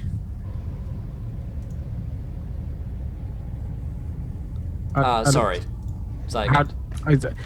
How did they know we were in here, Eric? Well, I imagine they would have got through the switchboard who put us through to the secret rooms. You can call the operator and be put through to the Secret Service. If you're the chief of police, then yes, you can. Right. Get us a car. We need to get there now. We're to get there now, yes. Hurry, come on, let's go. So Cecily, just to catch you up, the man suspected of killing Reginald Sterling has just turned himself into police custody, Right. and you're on your way to go and get him. Okay. So you just received a phone call from the chief of police saying a man named Reginald Sterling has been apprehended. He's given himself into custody, and he's told to phone you guys. And so now you're off. And Eric says, "No time to lose it. Let's go." And immediately he's kind of rushing out. Get us a car. And you're given a car. Who's driving? Me. Yep. Okay. George's driving. The rest of you guys are in the back seats. So Eric kind of gives you a quick kind of rundown. It's like, so assuming he is here and he is indeed the Reginald Sterling, our killer, game plan. We need to get him to confess. We've got no evidence. We fire. Oh. We can't shoot him. We need to get evidence, because really, what do we have to prove that he is our killer? Nothing that a jury would believe. So we need to get a confession out of him or some kind of evidence. I'll turn around and face him, like, while still steering. George, like, no, drive, focus. Why would a man who was interested in turning himself in kill witnesses? I And don't. then, as soon as he didn't answer, I'd look and make sure he had it. Okay. Yeah, no, I heard. No, I don't know. I'm not sure. Perhaps. Eric took his outstrips. We're not calling. Hey, got him. Hey, Colin. I don't know. Just focus on the driving. Perhaps there is some reason he's doing this. Cecily, what are your thoughts? Or what do we say to him? What do we ask him? I have no idea. Perhaps yes. Perhaps we can ask him about what happened on the ship. Yes, the events of on the ship. Yes, good. So, Do we Silas, have, you know. what's the? Do we have a approximate date for the article about this massacre? I'll find it for you. Flicks through records. Silas, what are your thoughts? Who's mine? Silas's. What we need to. I think I know why he may have turned himself in, but I won't. 1893 is the year. Sorry, 1893. you were saying you think why would he tell himself in? It won't matter until we speak with him. Very well. So at this point, I remind you guys, things we went about an hour. If you're new, hit that follow button and join us. We're here playing Call of Cthulhu and Ancient Evil episode 3, and we're about to meet our serial killer. Perhaps, who knows? Is he the one? Is he not? Was it the butler? You guys decide. We're about to go and interrogate our murderer. So if you are new, hit that follow button and join us. Also, just 2 days to enter into our giveaway for the D&D 5th edition starter set. So play some D&D if you want to. Let's get into it. Also, 35 retweets. Decide what happens next. Is there a chance of survival this time around? Who knows? He's been killing all of the cereal, even the crunchy nut. The bastard. Yep. Special K. They're all a special. Fucking The special K and kill. How Not the dare you. Weetabix. That is. Yeah. So Eric is right. We're here as you pull up to Scotland Yard. I imagine George just like goes through all the barriers that are there and just Doing like a swerves. 1920s drift. Yeah, you do a 1920s drift, which is like you topple the car and do a few spins. Because these Everyone cars- is still alive. Like someone jumps just out of the Horrible way. chase scene. Not being chased from like the movie Snatch. And you pull up to Scotland Yard and rush inside. You flick your badges up so the police officers let you in. Indeed, there is the chief of police wearing his full attire. Sorry, I thought you said badger. There's a full badger here. Flick your badges up. Flick your badger. It's mine. Where's yours? It's mine. And the chief of police is there. He is a thick-set white guy in his 50s who looks kind of craggy features, and he says, "Are you the? Oh, you're the Secret Service." Yes, it's a secret. He's in lockup 1, the interrogation room. I figured you wanted him there. He's been searched and everything. Nothing on him. Cecily's going to press £10 in his hand. Says not a word. I don't take bribes, and he sends that back. Has anyone been in with him alone? He says no one's seen him. He's been on complete lockdown, and like I said, there's nothing on him other than his clothes, and they've been searched. They seem fine. Solace will just kind of lean in. He says, "We're going to go into that room, and not a single person gets through the door. Is that clear?" Understood. I'll lock it if you want. Aye. And listen, weird thing, but he said he'll only speak to Miss Chadwick. Only words out of his mouth. Where is Cecily Chadwick? Solace will kind of turn to her and say, Good thing I brought my wig. he says, if you don't mind, I'd like to enter first, and then after. Literally not Cecily. I understand, but I need to see him first. If he doesn't, if he really will not talk, then we'll send everyone in. If that's how you want to do this, then I agree. But if he's only asked, then perhaps he won't talk. Then. I just need a minute. I trust you. It's fine. Very well, very well. Well, let's go inside. The rest of us will watch through the glass. If you need help, then just shout. We'll come in running with arms, guns blazing. I just say, "Excuse me," and I reach to his belt and pull his truncheon off. Well, Yeah. oh my god! I reach into his belt and I rip his truncheon off. There we go. That is a quote. Add Yeah. that as a quote. Whose truncheon are you fondling? I And it get. doesn't matter at this point. They're all the same. Yes. The customer's a customer. a truncheon is a truncheon, if you know what I mean. You know what I'm saying? Okay, so as this happens, we see the rest of you guys behind a pane of see-through, like one-way glass, one-way mirror, and Silas enter the room with a gentleman, and this is indeed Reginald Sterling, who, as you enter into this kind of cold, badly lit interrogation room, Silas, a man is sitting opposite on a desk, and he's got these glasses on, this kind of this black hair kind of combed over, in his 50s, sitting very upright and proper, and he's staring at the one-way glass, the one-way mirror, and he's staring directly into Cecily's eyes, despite the fact that it's impossible for him to know where you are. Alright. I will even if he's not looking at me, I'll just kind of walk in very slowly, sort of push the chair out and sit across him in kind of disheveled rags and long greasy hair, just bedraggled. Blow off your back. Yeah, and I'll just I'll sit across from him and kind of stare at him for a second, and then I will pull out a small piece of I guess, a small piece of chalk and just very, very slowly draw the that triangle symbol on the table in front of me Okay. while I'm looking at him. Doesn't seem to react to you. Doesn't even seem to be looking at you. Can Cecily see him? Obviously through the pane of glass. She probably can. Yeah, she can. Yeah. She cannot take her gaze away from him. She's staring directly back at him, even though realistically there is that glass in the way. Say, you're Reginald, I assume. No response. Why are you here, my friend?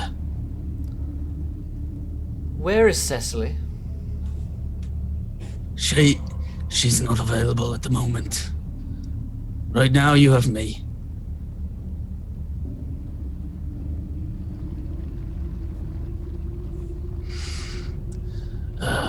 You know, Cecily, you can come out from there now. I'll speak to you. you're talking to a wall, friend. She's there. I want to know how you followed her with the dolls. That's all. Kind of looks at you for the first time. And who are you? You don't know. Who are you, really?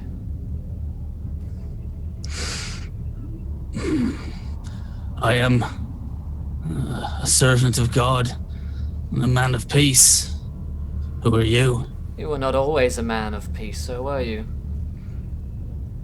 You were not always what you are now either. But you found something, didn't you? When did you find God?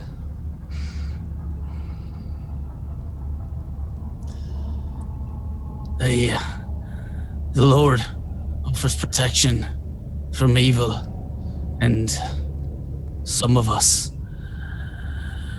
our souls are damned.